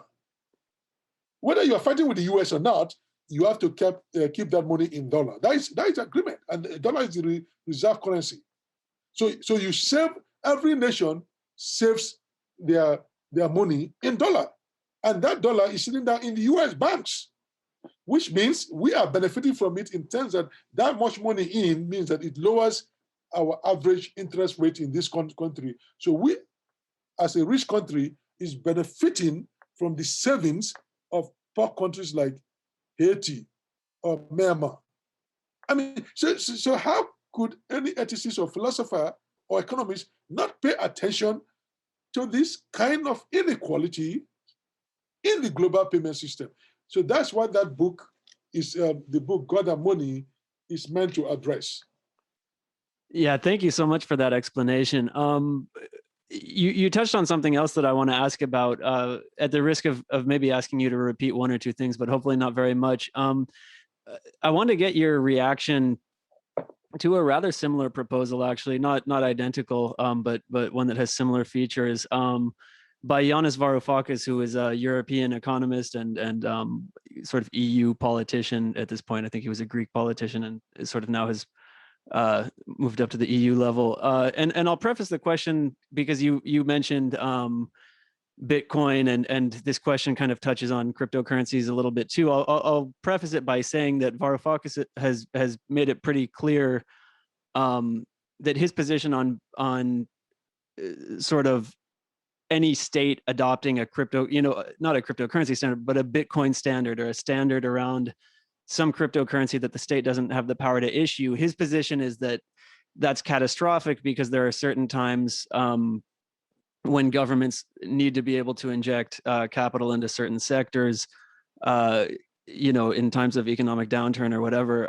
But Varoufakis wrote actually a proposal for a global currency, sort of in response to the news that Facebook was trying to establish a global payments network, which incidentally, was a network that might have challenged the monetary sovereignty of some countries in the global South.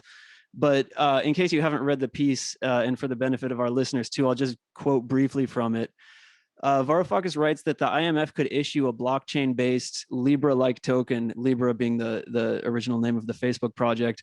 For his purposes, he's calling it Cosmos, whose exchange rate with domestic currencies floats freely. People continue to use their domestic currency, but all cross-border trade and capital transfers are denominated in Cosmos and pass through their central bank's account held at the IMF. which I know is also a feature of your proposal on God and Money. He goes on, trade deficits and surpluses incur a trade imbalance levy, while private financial institutions pay a fee in proportion to any surge of outward capital flows. These penalties accrue in a Cosmos-denominated IMF account that operates as a global sovereign wealth fund. Suddenly, all international transactions become frictionless and fully transparent, while small but significant penalties keep trade and capital imbalances in check, and through the sovereign wealth fund green investment and remedial north-south wealth distribution. So your reaction? No, my reaction is two things. That's exactly what the $8 was meant to do, right?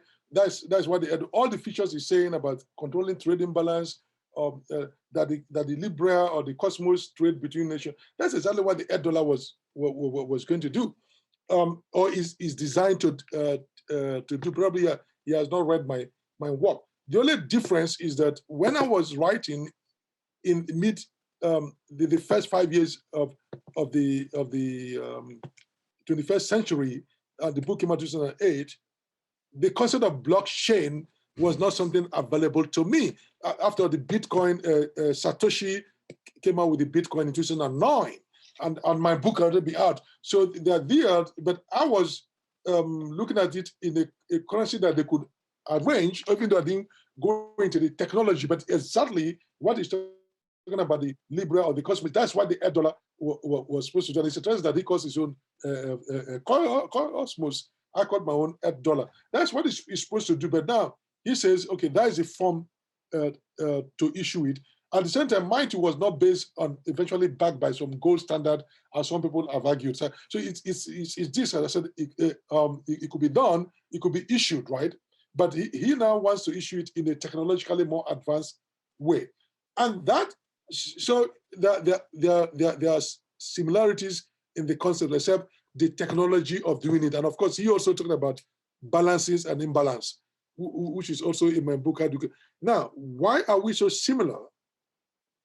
Because maybe one could say that is the original idea that Emma Watkins had. I don't know if he has read the Bako plan. What I was doing was to reconceive the Bako plan in more modern language. After 50 years, it was done. And so all these features that he mentioned, anybody who has read Bako plan will say there is really nothing new there, because all those features are part of the Bako plan that goes. Another people came before and thought about this project. But what is new in this proposal, which is commendable, is this idea of blockchain. Because if one has read the blockchain and the way it works, yes, it's not easily adaptable to any control.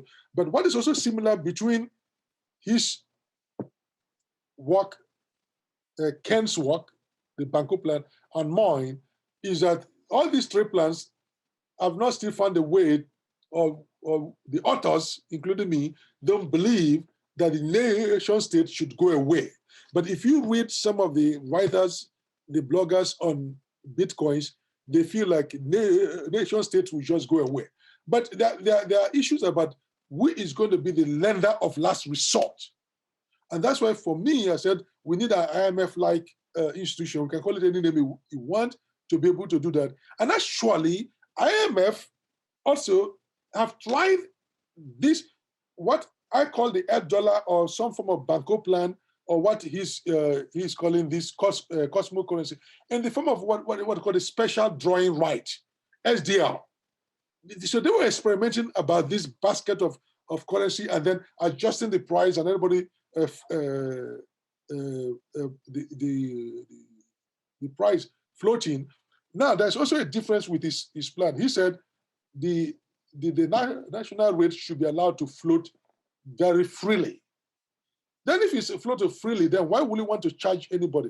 In mine, I said, maybe national currency could float within a certain range, kind of being fixed and completely free as for national currency, while any other rates within the nations could be allowed to float freely. But those kinds of international, this issue have certain band.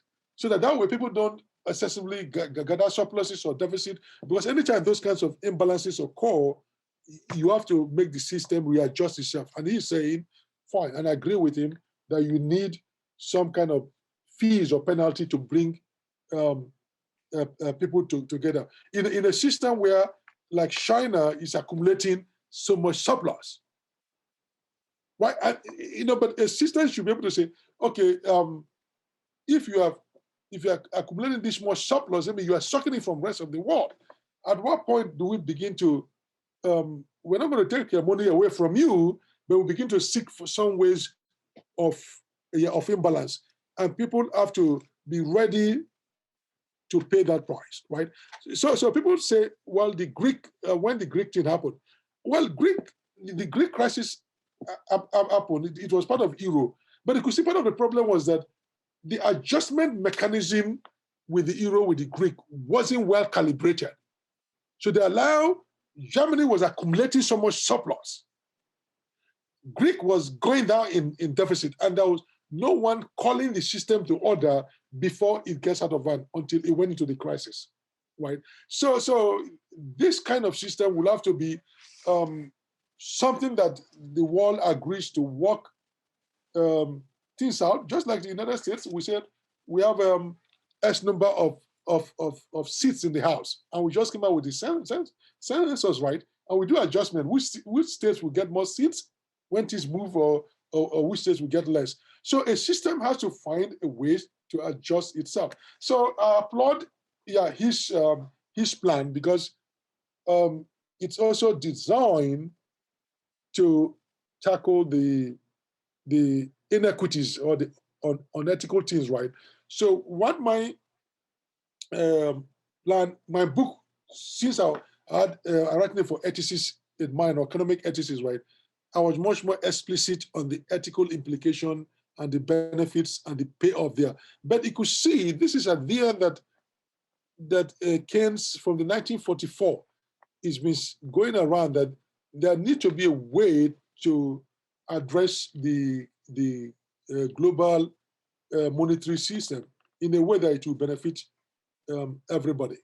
So I've not read his stuff, but from the part he read to me, assures me that it's within the ballpark. And if he also reads my God and Money, he will find some similarities. Yes. Yeah, I mean, it would be so fascinating to see a conversation between the two of you someday. I don't know, maybe it'll happen. To ask you about the Charismatic City. Well, I mean, I guess I'll preface this question with a little bit of flattery, but you always seem to be ahead of the curve as a thinker, right? I mean, you were just mentioning, God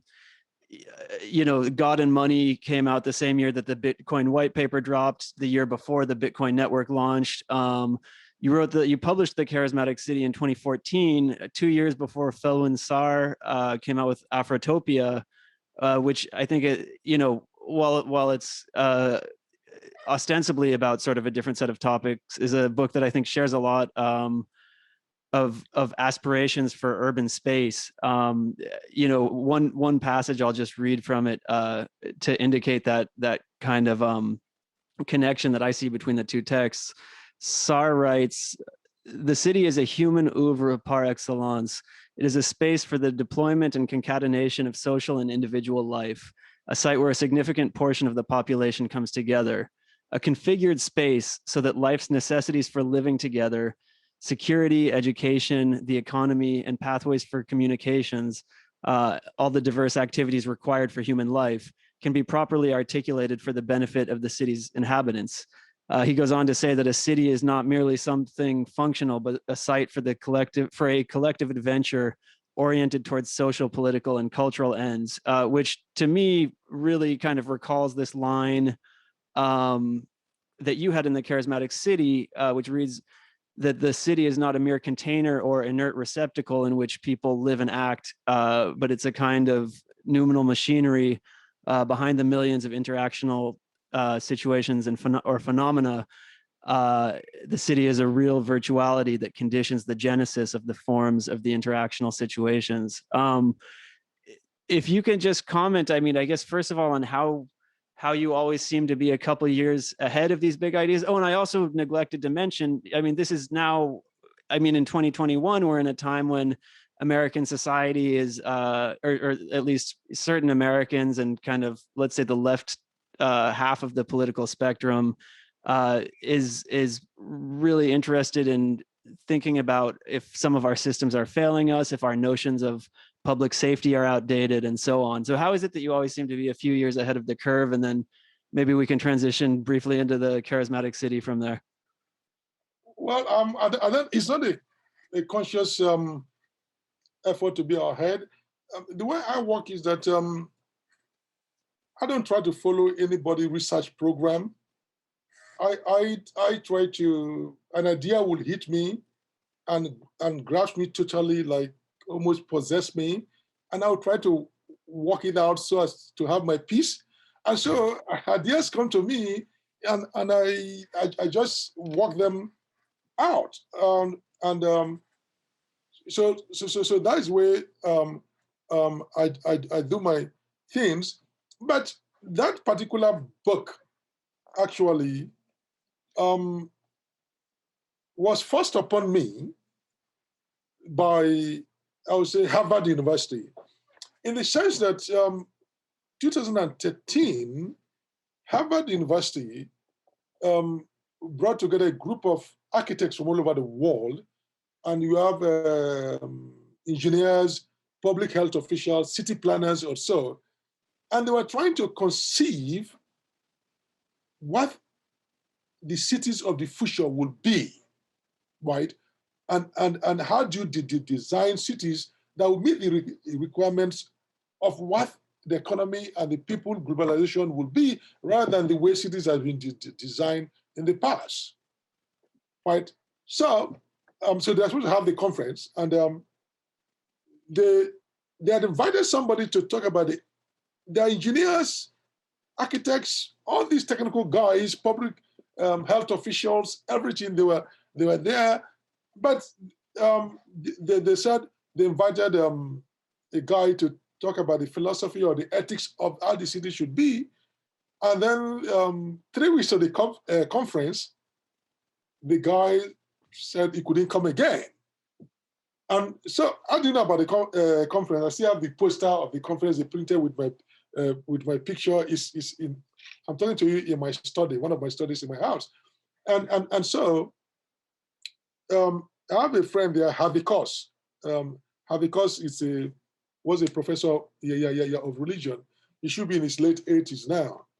Then so he told them, if there's any one scholar who can rise up quickly within 3 weeks to give a good ethical paper of what the future would be, it should be Nimi. I've never really worked on it on city, but Avikos has that confidence in me. He has read all of my works. He has reviewed some of my works. So 3 weeks, exactly 21 days to the conference, I got this email and call that we have this conference. The guy dropped out, and everybody says, you can save the day. I said, what am I supposed to say? We're thinking about the future of the city and how we should ethically think about it. We don't want to think about it philosophically and ethically, apart from the engineering and other technical side. I said, I'll give it a try. So in 3 weeks, one of the, I think, is it the chapter one of the book or so, I produced that. For 3 weeks, I find myself thinking about how the future of the city, in a way that what is the place of the city in globalization, what is the place of the city in history, and how it could be. What did Aristotle say about a city is a place where strangers could meet? And so all these things that I know about the city and everything was coming together, and I'm familiar with Aristotelian philosophy and in the politics and the Nicomachean ethics, how cities should be organized, because I've done seminars on Aristotelian philosophy. And so all of a sudden, all these things was coming. So I decided to produce that chapter. I didn't know how it was going to be taken historically or so. Then I went to the conference, right? I had a PowerPoint presentation. I presented it, and they loved it. Oh, that at least it provides some ethical framework, a way to think it through. I came back and I said, so once I did that, right, my spirit or my soul or my being could not be at rest again. I had to figure out, I've said that thing, it was a 40 minutes presentation. I typed the paper out, but I knew that there was more to be expanded, more to be done. So I sat down that summer and wrote the rest of the book out. And that's why it came out in 2015, because it has to go through. I sat down and began to look at, okay, how we could be present, how different parts of the city can contribute. So I began to think through. So this was a case of a book where somebody had great confidence in me. I could have said no, but because it was coming from Avicos and I respected me a lot, recommended me, I stepped up and I felt, oh, I could learn. I mean, I said, I don't work on the cities, but I said, it's an opportunity for me to learn. I'm a trained ethicist, so to begin to work on that. And in the background, one of my teachers at Princeton was Max Stackhouse. He's late now. Max Stackhouse have also in his career have written a book on cities, right? So he has this city. And just before that, he was really retiring, and he gave me his library of books on cities. He filled my office. So everything was in place. Where I said, okay, fine. All I need to do is to find time to read through these things and think it through with what I know. I was already a professor there, so I have the basic skills of the industry. Also, that's how I came to talk about the Charismatic City, how it should be organized, the charisma of a city, and how city we can understand the different poverty rates or sections, and how one part of the city could be present to another part of the city, and the fact that we need to go back to the Aristotelian concept that a city is where strangers meet. But the way American cities are organized, strangers do not meet. In the zip code, you go to school in your primary school everywhere, and so people don't really miss. Or if you look at the way Brasilia was constructed in Brazil, the cities don't miss. And I was thinking, okay, how can we organize a city that would accentuate relationality, and then the city itself will create awe? And I began to think about places in Singapore, in Japan, how plants or the way the Central Park works in New York. So I talk about a city has to be biophilic and awephilic, that it has to love awe. How does the city create awe? And how does the city, that you don't make people live in one area and travel 20, 30 miles to go to church or to go to things. So how do you begin to create cities that it becomes a neighborhood? And I have to read is it Jacob's book about the city or the street as a dance theater also. So I have to educate myself and then walk it through my own my own framework, and understanding also the fact that if you read the Christian Bible in one way, you understand that creation or human being started in a garden, but it's going to end up in New Jerusalem. So Christianity, ultimately, the final vision of Christianity is an urban civilization. The concept of a New Jerusalem is a city, it's an urban civilization. So from the Garden of Eden, end up into a place called the New Jerusalem, which is a city. A city. So that is the vision of Christianity, right? A garden to a city, and where all tribes, all tongues are going to come up. So you have to deal with the issue of pluralism. So I have to deal with the issue of pluralism. I have to deal with the issue of economic assets also. And I began to flesh out that one chapter and walk it through. So that's how it came. So it was, in a way, I'm benefiting from the fact that I took up a challenge, and it happened to be, as you said, people begin to think that way in terms of city. But today, in American philosophy or ethics, social ethics, the city is not taken up very seriously. There are not many courses offered on city as a subject of study in philosophy or in ethics, right? It's not, or even in seminaries, it's not being taught. But I'm really fascinated about the city, how city works, how city brings people together, the opportunities that are given to people in cities and the role that cities can play. And the whole idea of charisma is that this interconnectedness of cities, we are connected with somebody, even before the Zoom, right? We are connected with somebody in New Delhi. And so I'm very fascinated about the way cities bring people together, bring talents together.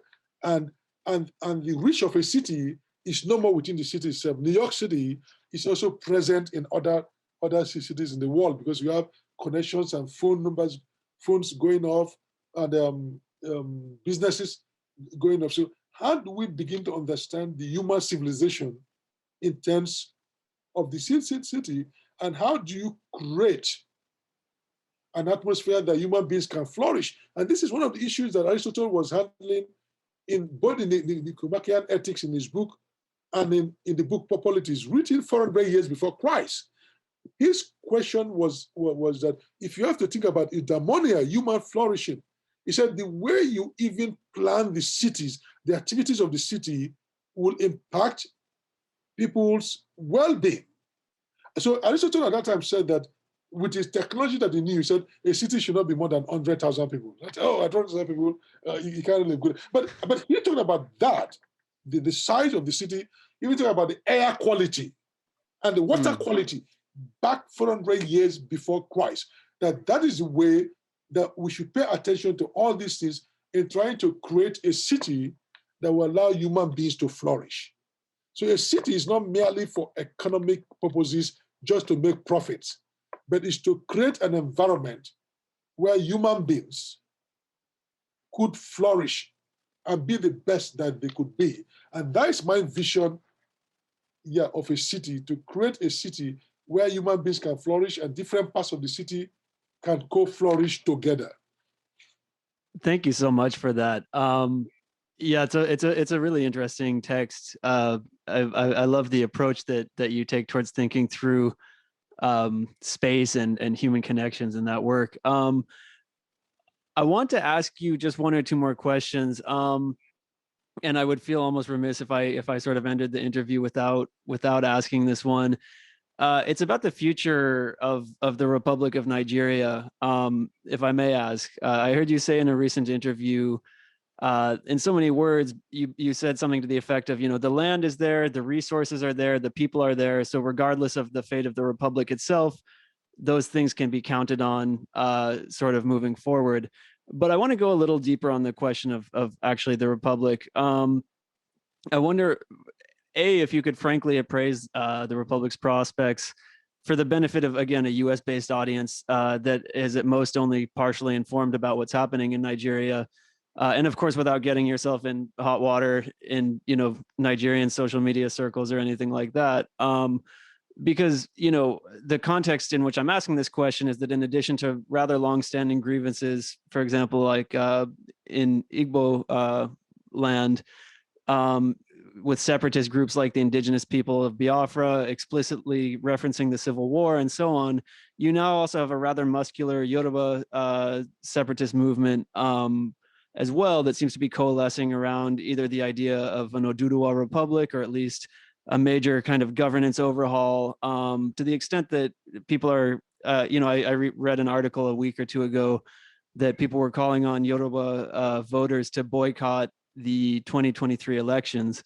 So I'd ask you, again, to appraise where things stand vis-a-vis the Federal Republic of Nigeria and its future, whether the establishment of smaller ethnic republics or self-governing zones is likely to resolve the issues of economic insecurity, physical insecurity, corruption, nepotism, and so on that are so frustrating Nigerians today.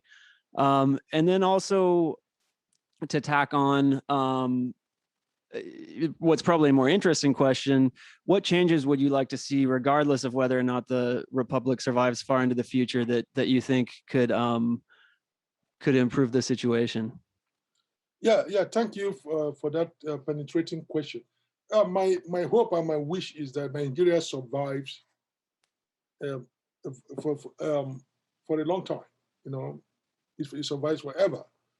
So that's my wish, and I've always worked for that across ethnic divides and political divides. So that's my wish.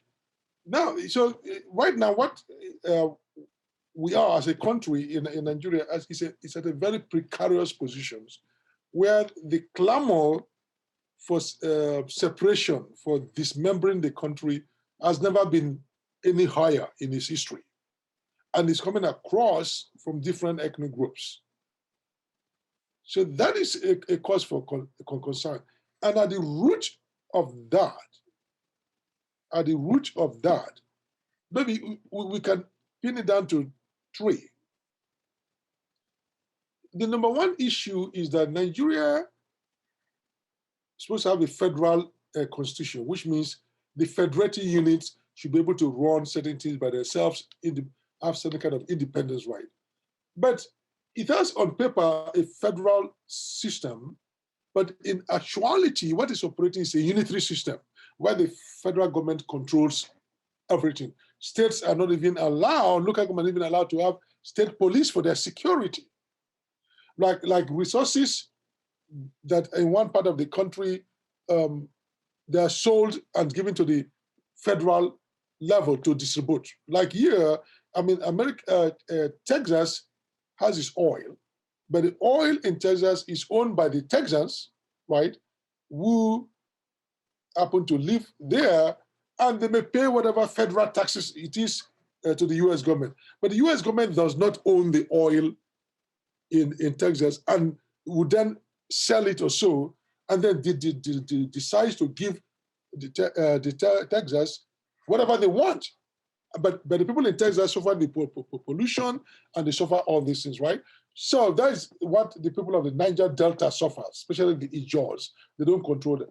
And so people are saying, the Igbos, Yorubas, or even other places in the northern part says, let us restructure, that's what they're calling it, so that we have an agreement about how we need to run the country. And this was the system they had before independence, made after independence, what they call the regional system, where different regions manage their own affair, like close to the federal system that we are. But the military come in, had a coup, and still put the federal system in paper, but then completely run it like a military command, like a Pentagon. There's one command all the way down. And people have seen that it's not working, it's hindering the economic growth of the country, it's hindering the political development of the country, and it's hindering the security affairs of the country. So the restructuring means that how do we reorganize how the regions or the different federating states or units or ethnic group should coalesce together, and how will the federal government manage the common affairs of the group, the universal affairs of the group, not to run particular institutions, particular federating units or so. So how do we organize that coming together?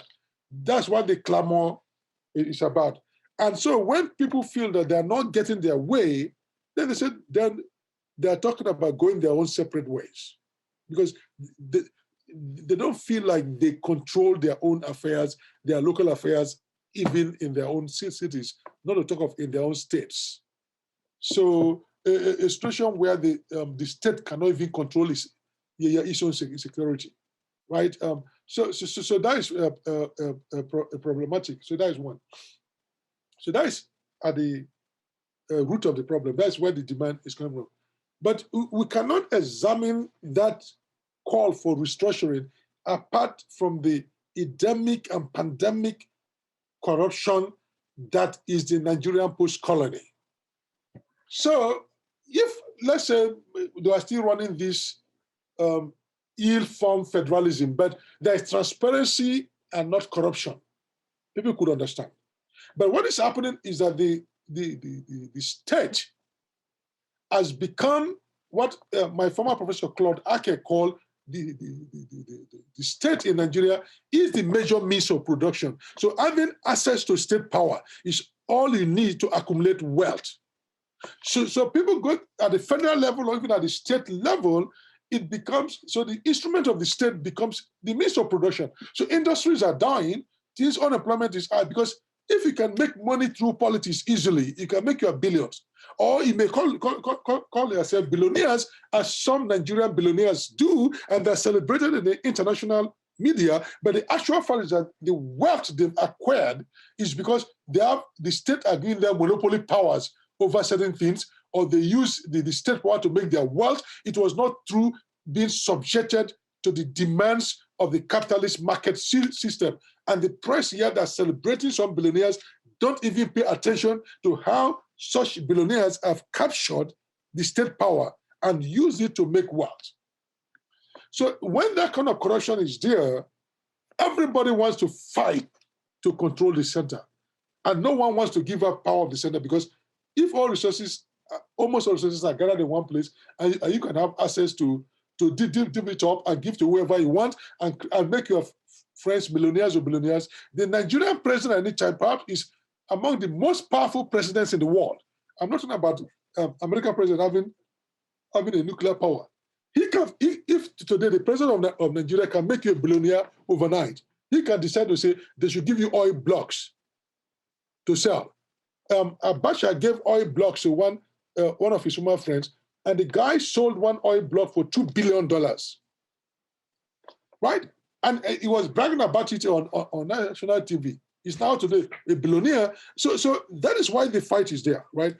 Because people see that the state is deeply corrupted, both at the federal level, at the state level, and at the local government level, right? So it's deeply corrupted. So there is a fight of the ruling class about who is going to control that asset. So that also fuels this talk about we are going to stay or no, we're going to stay, because people that don't have access to currently looting the states are going to heighten that call.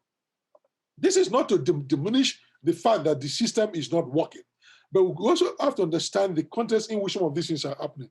That very context makes me to be a little careful that even if we break up into several units, if we go to Oduduwa, the Biafra, or any other way we want to go, or the North goes away, how did they handle that corruption issue? So it will just be shifted from Nigeria as a whole to now the soft part, because the ruling class, the bourgeoisie that is controlling Nigeria, doesn't still know how to create wealth through a proper market system.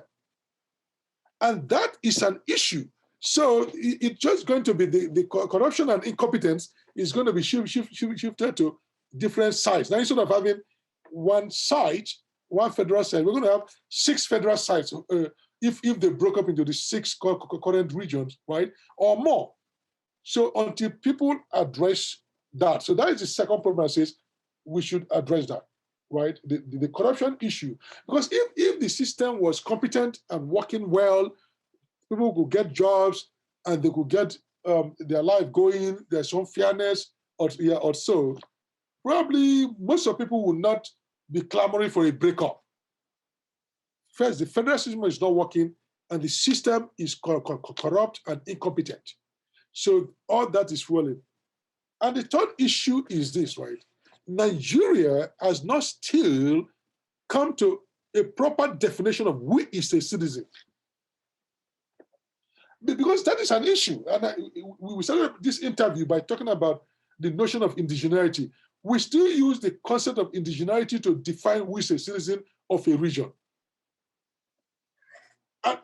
So that means people don't have this sense of togetherness. If I lived in Kano all my life, or if the Hausa man lives in Port Harcourt, which is the capital of my state, all his life, and if he wants anything from the government will ask him to go and get a letter from his local government where his ancestors came from as a proof that he's a Nigerian. But the Hausa man has been born and bred in Port Harcourt, and probably he speaks an Ijaw language there, or another local language. But yet you ask him to go and get a letter from his local government. In the same way, as an Ijaw man in Lagos or so, the government will say, if I need anything from the government to identify me, or in my passport, I have to go back and get something to say I'm indigenous.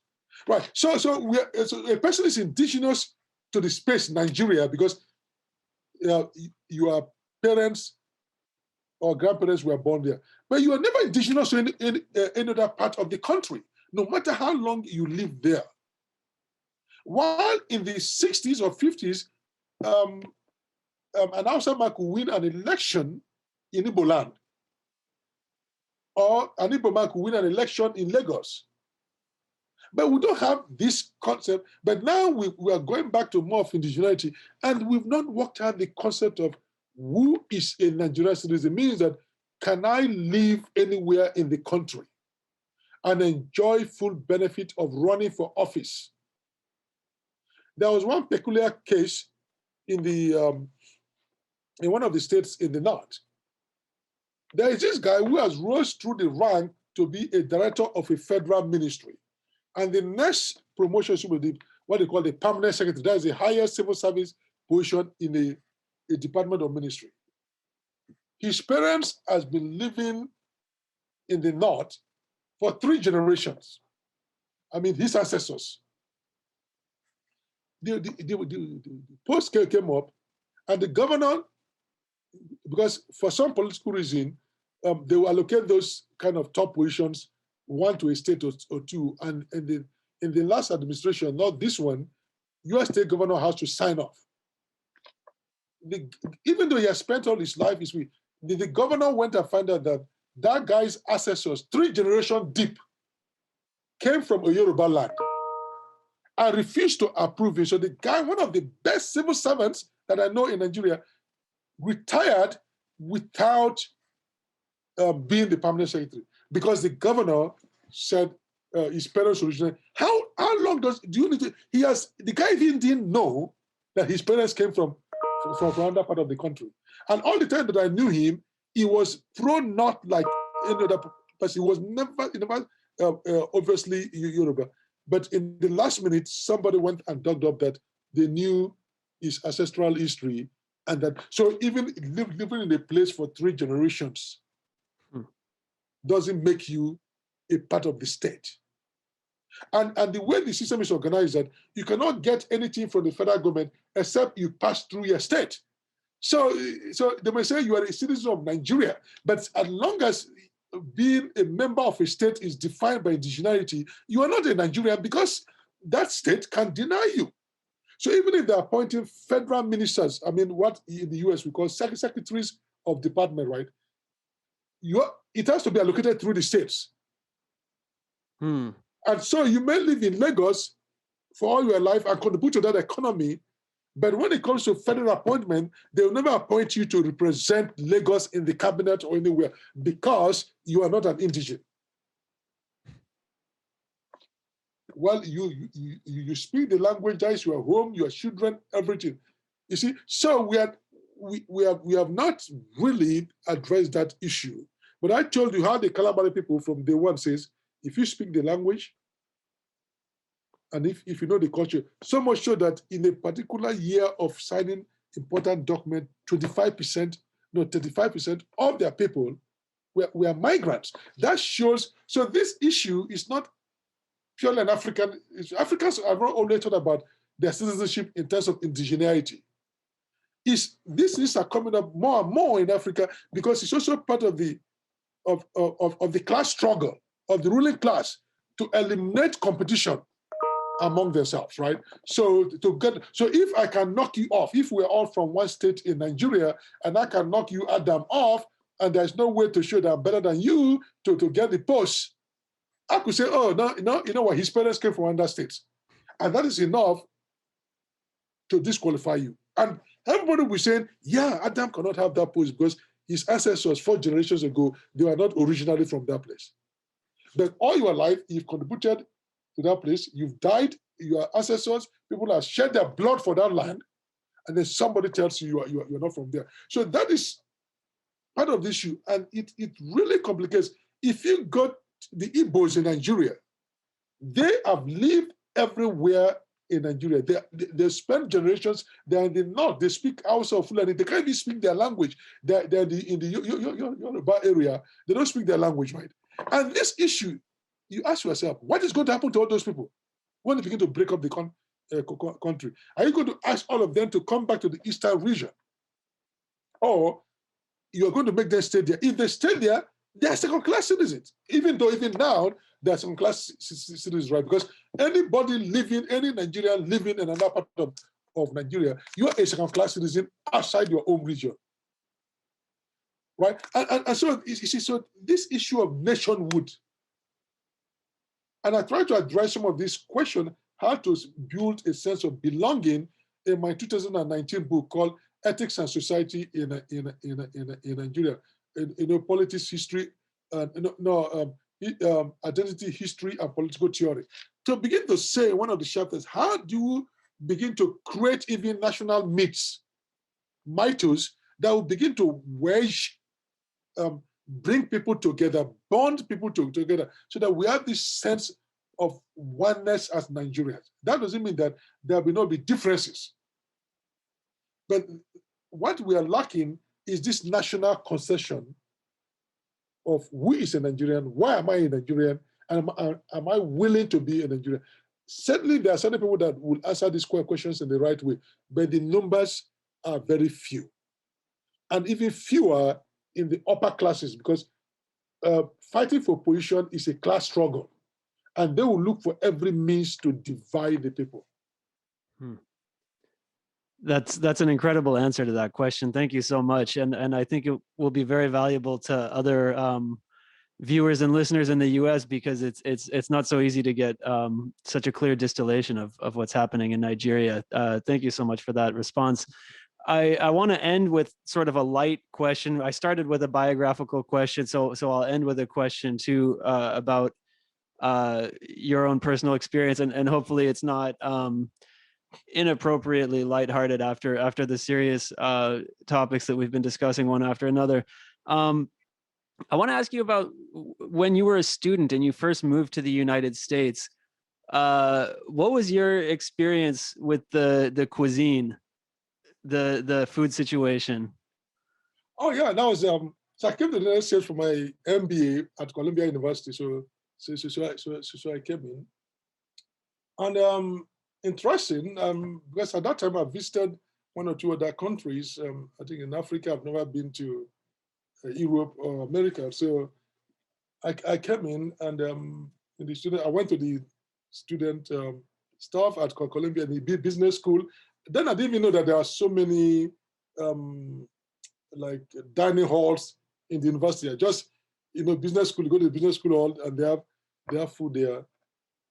And so I looked at all the food. So the first food I tasted was lasagna, right? Okay. Right? So I came back, and so I tasted it, but it was not something I was used to. My palate has not changed. And so I came, and anytime I go to the Columbia Business School restaurant or the dining hall, the big one, all the food I saw was kind of wheat-based or bread-based food. And it was mainly lunchtime, and I was thinking, do America eat any other food than this kind of wheat-based, everything, lasagna, bread, lunch with coleslaw, or, all this with some salad or so. It was like, and coming from Africa, I'm used to tasting pepper and all this other stuff. So they were all lacking. So I didn't know what to do until I discovered on campus that if I go to the undergrad restaurant, dining hall, they have like rice, stew, beans, chicken, beef. And what I didn't know at that time was that the Columbia restaurant was mainly for lunchtime stuff, not the main stuff. I was always going there to buy something. And so I discovered that. Then later I discovered that I could run across the street and buy things and begin to cook for myself. And then at that time, not many African stores, there are no African stores, or not that I know of, that sell African things. But so you try to find an equivalent, right, into things. So that's how gradually I adjusted. But to today, it's a lot better. That for two reasons, I'm used to American food now, so kind of that problem is not as demanding as it was. But also there are many African stores now in almost all the major cities in the US. So where you can buy African condiments, ingredients, and you can kind of create something that you are used to. So, but by that first week or so, it was like, is it only bread that Americans eat or so? You know, bread and coleslaw and this stew. I didn't know that it was just a lunch counter, right? Because that's the place I knew I'll go from there, because my hostel was my apartment as a graduate student was close by. I would go there and I would eat, because I've not even, that first 1 week, I've not figured out the restaurant in New York City or so. And then you're going through the rotations, so you are knowing people or so. And during the rotation, the professors and students will take us to bars there, right? And they go to the bar, you have the beer from the fountain, and you have some chips on the table. So it's still like, what did Americans eat, right? So that was my first, it was very interesting observation. So I began to prepare things for myself, go to the store, because I had a stove in my apartment also. I had, like, as a graduate student, I had a studio on Broadway near the Columbia University. So I began to make things for myself gradually, and I got used to, my palate over time changed. And part of this changed so much that now I cannot eat pepper in the same way I used to eat pepper back. It's like over time it has, and so 2017 or so, I went to Nigeria. A friend invited me, went to his house. He had this very peppery food, right? And I ate it, like, it's like I couldn't even taste it. It was just hot. And I went back home and I was like, almost had I had running tummy because the pepper was too much. And I just realized, wait a minute, my system had changed over the years, because I've toned down on my pepper. And also toned down my pepper because being in America, probably I overdrank coffee and other American things. So I have one of the usual American sickness of heartburn or acid reflux, right? So when you have acid reflux experience, the doctors don't tell you don't take that much pepper because spices makes it stuff. So that meant I have to cut down my the rate at which I eat pepper also.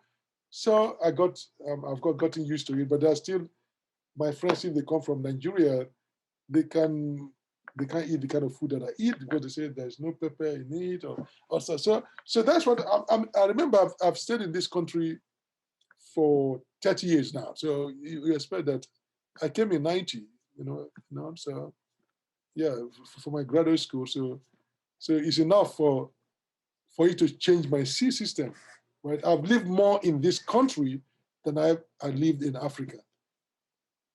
Yeah, no, absolutely. It's really interesting.